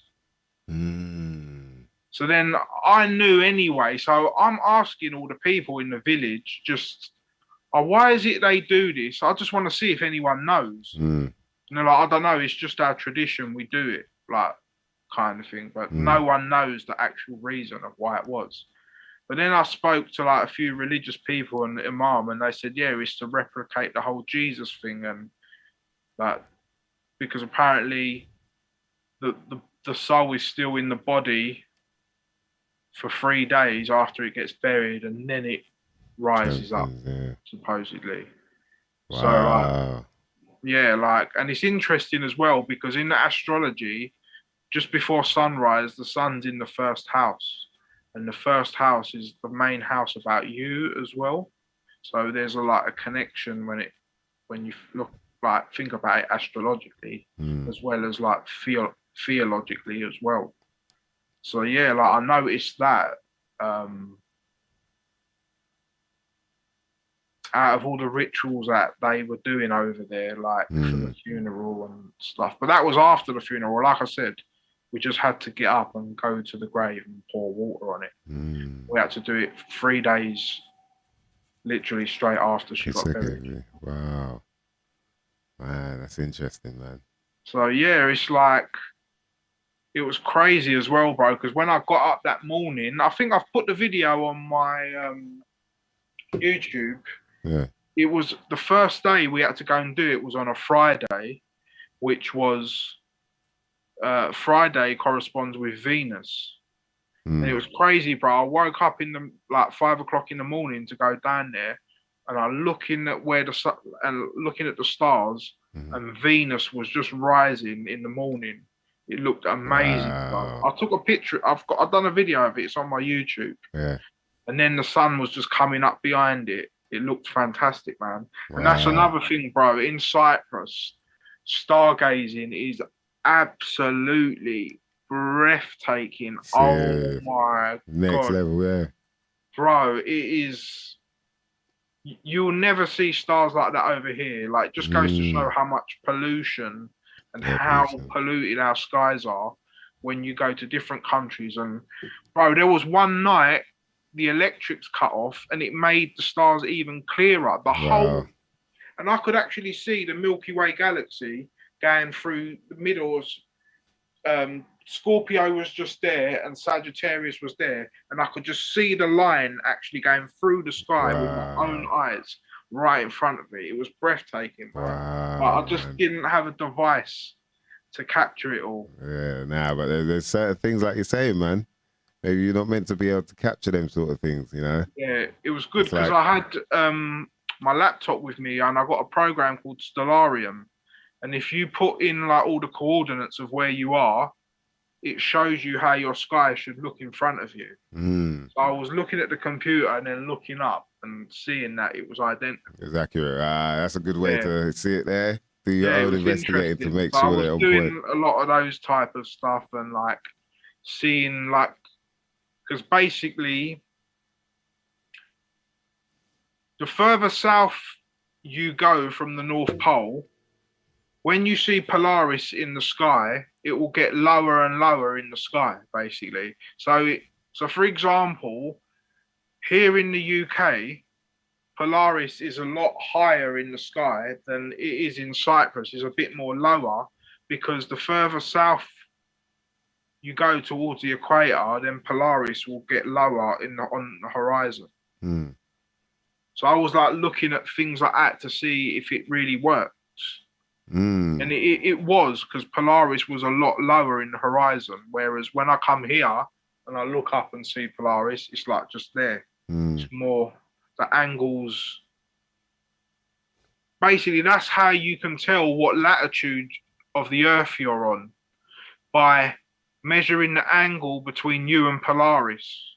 So the angle between Polaris and where we are is 55 degrees. So we're 55 degrees above the equator, England, whereas Cyprus, the angle of Polaris is 35 degrees. So Cyprus is 35 degrees latitude above the equator. So by looking at Polaris and measuring the angle, you can tell what part of the Earth you're on in regards to latitude. That's interesting. Yeah. So like, I was just like kind of being nerdy like that while I was out there, if that makes sense, and just like seeing if what I've studied made sense, because this was a good way for me to test it out by being in a different country, if that makes sense. Yeah. Because the sun, it made sense because as well, the sun was a lot closer to us in Cyprus, because Cyprus is closer to the Tropic of Capricorn than we are here. So it was more kind of above, near your head. Whereas over here, the sun will never come right near your head because we're too far further up. We're too towards the North Pole, basically. Yeah, I get what you mean. Because it's the sun is spinning around. The sun only goes in between the two tropics. Yeah. Basically. So in between them two sections is where you'll get the hottest part on Earth, if that makes sense. Can I share my screen again? Yep. Yeah, I'll just show you what I mean by that, just so people are clear on what I'm saying.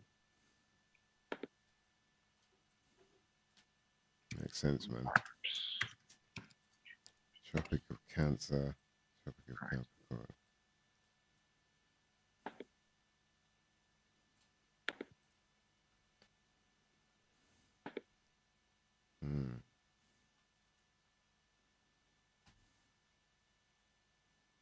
So obviously you can see there's 3 lines here, yeah? Yeah. So the top one's the Tropic of Cancer, the middle one's the equator, and the bottom one's Tropic of Capricorn. So the sun only goes in between these. The sun only is directly over this section. It can never come out of this section, which is why in the UK, because we're up here, it will never directly come over our head because it's only directly ever coming over this part. Yeah. Does that make sense? Yeah, definitely. So that's why when I was in Cyprus, which is just here, it looked like it was almost over my head. So like, you can just test out things to see if it's true, whether like if I'm closer to here, the sun will be here, or looking at different stars, for example. Because depending on where you are on the planet, you may not be able to see particular stars. Damn, boy. Yeah. That's some knowledge right there, man. Definitely worth checking out the skies, especially if it's clear, man. Like, you know, living in London or living in the cities and that. Yeah. Definitely not seeing the same type of sky. Yeah, it's just coming like, I don't know, with me, because I'm obviously into astrology and looking at the constellations and knowing how things will rise and set, because that all kind of corresponds with how to read a birth chart and how the birth chart works and stuff. So that's why I'm interested in looking at it. But on the same, at the same time, those actual stars, like the actual constellations, for example, don't always have, like, for example, you know how we say like, oh, like now the sun's in Cancer, for example. Yeah. But physically, if you was to go outside and check where the sun would actually be, it wouldn't. It's always 23.5 degrees back, so it's usually physically in the sign before. So now it will probably be where in between like Gemini and Cancer, physically in the sky. But because astrology is not based on the constellations, it's based on the seasons, and that each part of the season has a different energy, and that energy is based on that animal. I don't know if you guys are aware of that. So when we say, oh, the sun is in Aries, it don't mean the actual sun is behind the constellation of Aries. In tropical astrology, all that means is March the 21st to April the 20th is Aries, no matter where the sun is actually in the sky or what stars are behind it, if that makes sense. Yeah. I don't know if you guys were aware of that. Yeah, I've heard that. That's I don't mean to try and confuse you, but it's just that there's two different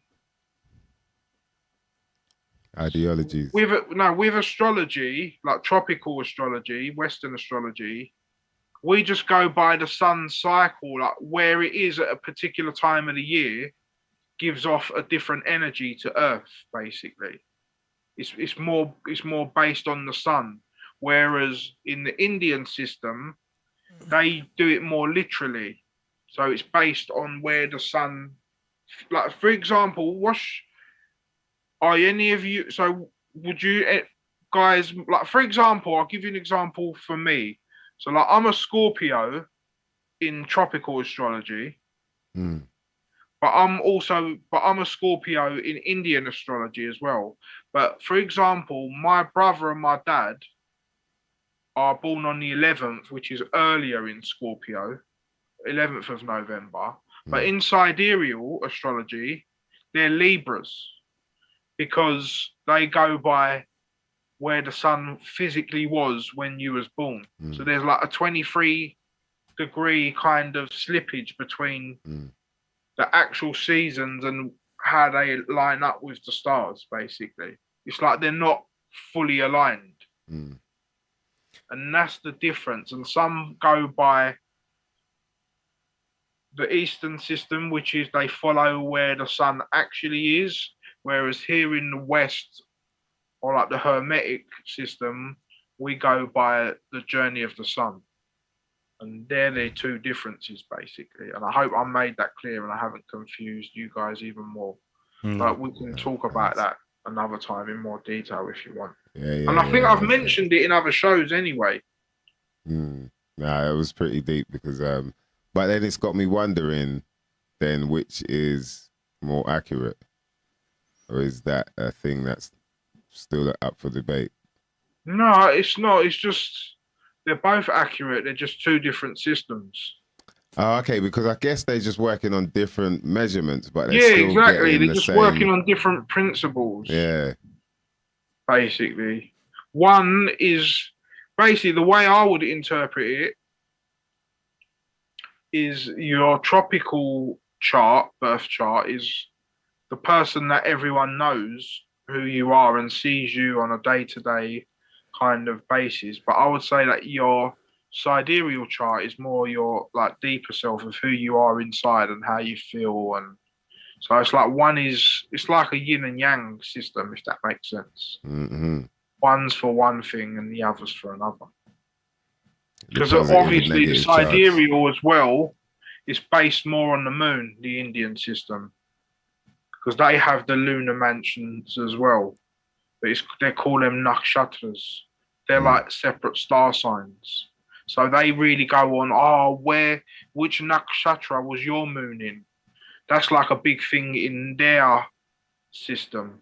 Because each one of those, you know, that I explained, there's like 13-degree sections earlier. Each one of those 13-degree sections are quite a big thing in Indian astrology.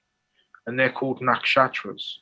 So they're almost like signs within signs, and like it gets proper intricate, if that makes sense. Yeah. But I know my nakshatra is called Baharani, for example, in the Indian system. But again, I'm not a expert when it comes to the Indian system. I know it a little bit and I know the basics of it, but what I mainly use and study with is tropical astrology.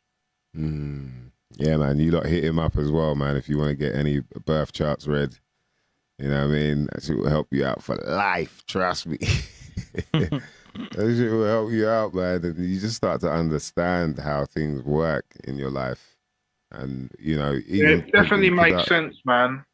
It's like, yeah, it's just, it's crazy, bro. Because you know what, like, I've noticed as well, you know what helped me? Because, like, you know, like how you always feel a particular way at a particular time of year is all to do with your birth chart and how your birth chart works and why you feel shitty and good at particular times of year. And like, it even goes to show, like, you know, when you go on Facebook and it says, oh, your memories from this and this years, from this like 3 years ago or 2 years ago or whatever. And it's crazy because like when I look at them, they always relate to how I'm feeling or what I'm doing at the time.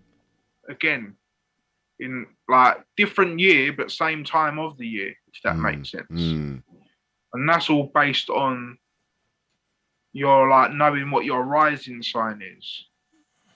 So do you know your rising sign, Mice? Rising sign. You I don't? think it might be, I can't remember now. Shit, I'm going to get cussed out. No, it doesn't matter. It doesn't, don't get told off when you get home. Yeah, I think my rising basically, sign. you know where you're right, what your rising sign is. That's the sign that's coming up on the horizon, isn't Yeah, it? that one. Yeah, that's the start of your, that's like that's your spring, your personal spring. So like we've got our own seasons, if that makes sense. Yeah, it might be Jupiter, you know. It's got to be a sign. Oh, sorry, a sign. What's my rising sign, man? It doesn't matter, bro, but basically, whatever your rising sign is, when that month comes is when is a new start for you, basically. Oh, right. So like I'm a Leo rising, right?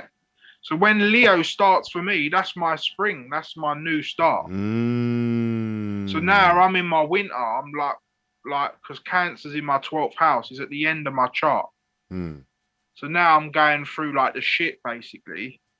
Like the last little bits until I have that new start. And that makes sense of what's been happening with me as well. Wow. Yeah, right. Yeah. Do you get what I'm saying? So like, if you know your chart, you can know to prepare, like, or you just know that this time's always rocky, so let me try and think. Like I always like, yeah, I do always hate this time of year, but then what I like this part of it now, when the Leo season's going to kick in, I think today or tomorrow. I think it's tomorrow. Yeah, that's like the start of my personal springtime. If that makes sense. So, for example, if you've got a Taurus rising, that'll be the start of your spring or whatever your rising sign is, basically. And then whatever your descendant sign is, the sign opposite, is the start of your autumn, your personal autumn. So mine is Aquarius, and I do hate that time of year as well. Oh, wow. I really don't like that Capricorn Aquarius time. I just don't like that time of the year. Coldest time of the year, bro. Yeah, but again, it's just with astrology and learning it all. It's all good me just chucking things out at you now and saying this and saying that. But the best way to learn about astrology is you got to do it yourself, and you got to read things, and you got to test things out. You got to watch videos and just come to basic understanding of things. And then you'll start seeing, right, like the more you do it, the more you'll Start understand seeing the connections. it. Yeah, and like it will make sense of like a good way to do it is just if you like read up about the signs and planets generally, and then just start analyzing your family members first. That's what I did. And then you start analyzing this person and that person, and it makes you just understand why people are the way they are. Yeah, you see the patterns and you're like, okay. Yeah, like some people are quite brash and upfront. Maybe they have a lot of Martian energy. Do you get what I'm saying? Yeah. Some people are like a bit more quiet and nice and motherly. They might have more moonly energy, like ruling their chart. Some people talk a lot. They might have Mercury as their main ruler of the chart. Some people are very charitable and whatever. They might have Jupiter. People who want attention, the sun might be the ruler of their chart. So, again, knowing all these different things, it helps you understand. Like, for example, I'm not a Leo. I'm a Leo rising, but my sun sign's Scorpio. But I am quite, but your rising sign is like your general personality. And when I think of myself, I do see myself as a Leo rising because I am kind of sometimes like go on shows and be trying to not seek attention, but just be in the place, like letting yourself be known, basically. Yeah. You're not afraid. Obviously, Leo is ruled by the sun, and the sun lets itself be known. Do you get what I'm saying? So that's why Leo people are very kind of bold like the lion. Bold and flamboyant. They might look like they're very egotistical. Yeah. Like stereotypically. Yeah. I'm talking about like. We all have an ego, no matter how much you say you do or you don't. We all have an ego at the end of the day. So, like, I'm not saying that about Leos to be nasty, but I'm just saying that's what it kind of connects with. So, like, when you analyze these little things, it all makes sense, man. It just takes a long time. That's the only problem. Yeah, for sure, man. Deep, boy. Deep. Ladies and gents, man. We got to give it up. Got to give it up for the one and only DVG. Come and bless us. Yet again, mother lovers. Yet again. I think, it might be that time, man. You know what I mean? Unless there's more. Is there anything else you you felt like sharing or? I don't know, man. That's what I'm saying. It depends on if there's anything you guys want to know about, man. I mean, I could talk forever. I mean, there's so much stuff. It just depends on if there's anything specific you guys wanted to talk about, or because I don't know, man. There's so much stuff we could talk about. Bro. Yeah, I know. That put it this way, the Islam stuff that you dropped there was phenomenal, bro. Because that's like whoa, like it really connects more than we'd even thought about. You know what I mean?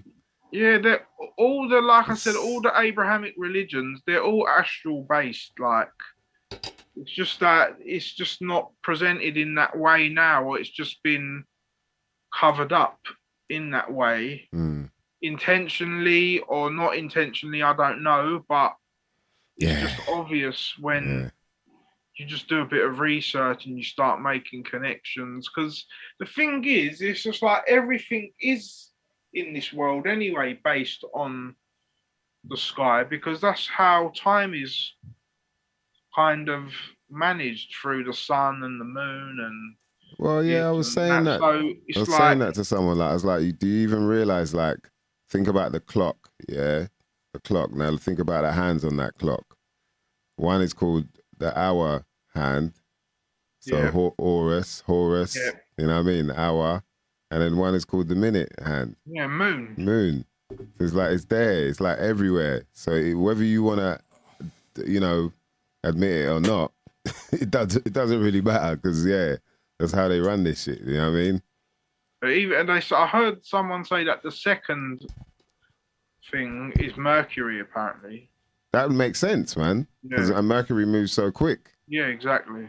Wow. Jesus. Hey, we're going to have to leave you lot there, man. We're going to have to leave them with that one, bruv. You know what I mean? So you lot do some more research. Hit up DVG, please. What you saying? You want to throw out the email out there? Because now you're back in there. It's consciousmindstv@gmail.com. I know that's a bit of a long-winded email, but it just is what it is. So it's consciousmindstv@gmail.com. And yeah, if you just want to ask me anything or book a chart reading or whatever, just hit me up and I'll get back to you as soon as possible, man. Yeah, see it there. That email's in the chat room, so you can copy that and paste. You know what I mean? Shout out to Regantology. He just said, "Sat here staring at my watch with new eyes." Also, why is it a second hand when it's the third hand? Yeah, I think every second. Because it comes. I think because you've got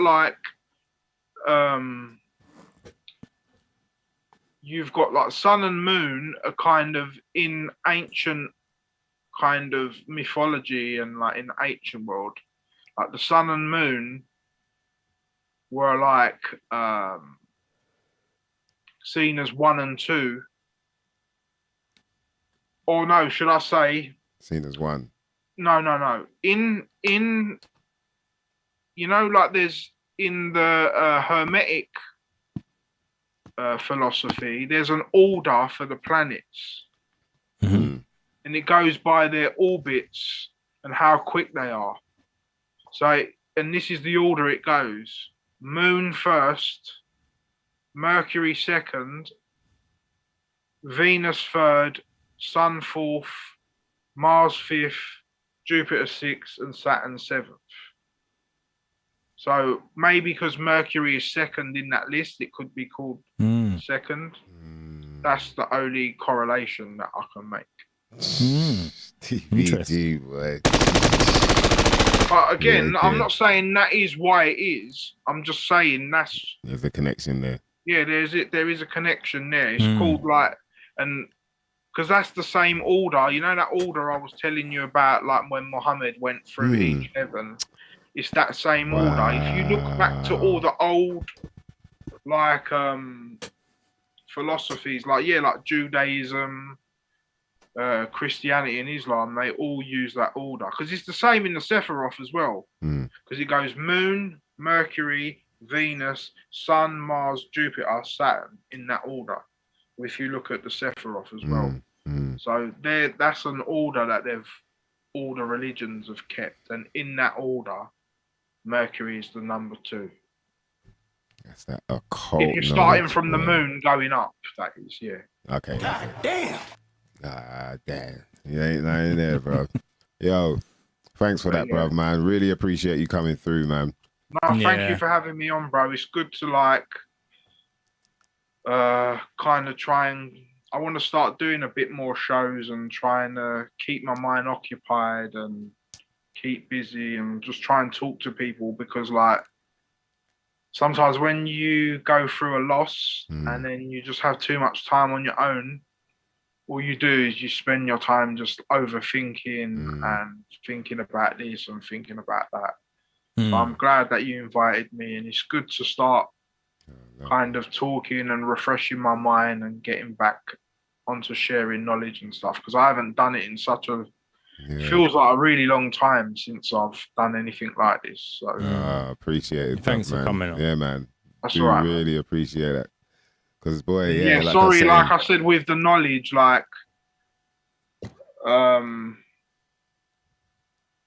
sometimes like a lot of it on here is like some people might think, oh man, why don't you talk more about it? It's like we're giving like little bits here and there and it's half-hearted. It's not because I want it to be that way. It's just like for us to get a full grasp of it, we'll have to actually sit there and read every slide and then discuss what this means. And that's what I'm saying. When you're studying, it's like a lot. You've got to actually sit there and think, oh, what did that mean? And you don't get it, and sometimes you've got to read it again. And Yeah, for sure, yeah. Yeah, there's a lot of work that goes into it, and yeah, man. But so that's why it's just that it'll be impossible for us to go through it all. Yeah, I hear that. Well, all right, well, let's do it again, man. Let's do it again in the next couple of weeks, man. And yeah, man, we'll get a few topics down, and then like we'll go through. Because yeah, man, that means a lot, man. Definitely. Yeah. You know, let alone that you're taking the time out, but if we're fucking helping you as well, bruv, that's like love. Because obviously we don't know what we can do when we're, you know what I mean? It's like, yo, shout me if you need anything, but you know, you never know what. So yeah, that means a lot, man. I really felt that, bruv, man. It's all good, man. Yes, man. DVG Conscious Minds TV. Make sure you hit him up. You'll gain a lot of knowledge, man. Trust. But we'll have him back on again, right here, on some shit you might never know nothing about.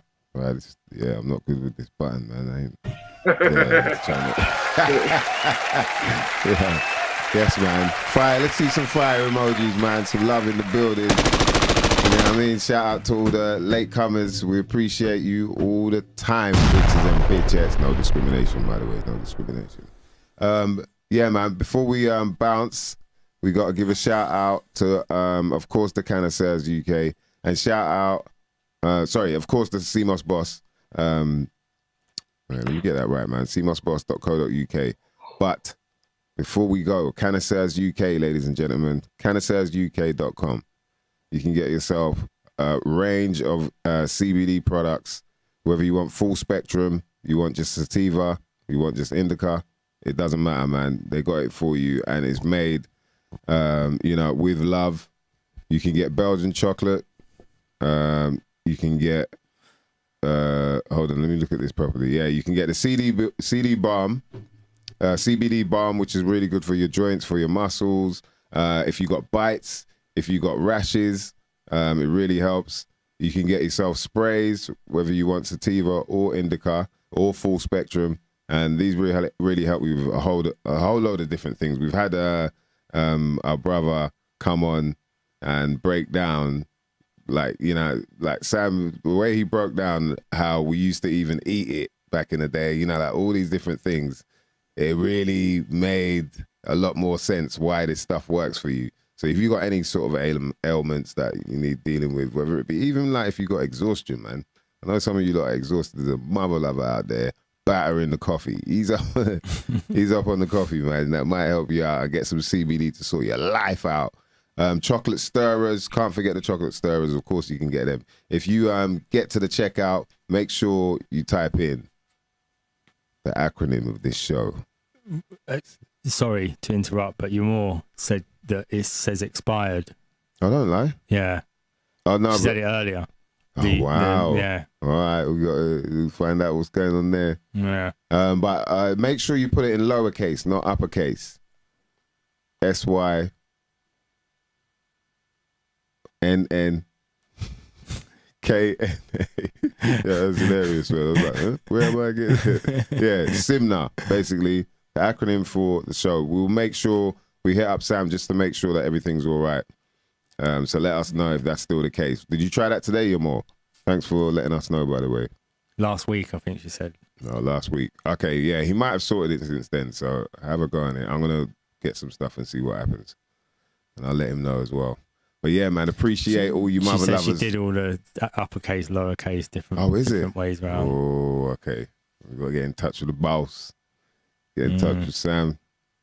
See what's going on, Mr. Gibbons. All right, big up to Black Einstein, Dr. Evil O, BLA, Yamor. Shout out to Blue Fliggy, a.k.a. Bruce Rillis. Yes, man. Regantology, yes. IBMCs. Big up Blue Fliggy, man. Yeah, man. Shout out to Blue for all the time, boy. Big up Don Smithard. Shout out to IBMCs. Yeah, man. Don Smithard at Isle of Wight. Welcome in. Jeez. Never forget that, boy. Shout out to Shades Alvarez. When we did the roll calls, Shades Alvarez was like straight Charlie for me. That's hilarious. All right, your boy was on the Zoot Pastels. Jeez, you are going in, boy. Regantology had the runts. Okay. Okay. Yeah, man. Shout out to everyone that was locked in. Appreciate you lot locking in. Sorry we've been away for a couple weeks, but we're back again now, mother lovers. Back in this mother lover. And we should have a bunch of decent guests for you lot as well, man. So make sure you stay locked in. We'll be back next week with some shit you might not never know nothing about. That's right. That's Dan DNA. My name's Mice Diggy. And you know what we're about right now, bitches and bitchettes. We're out.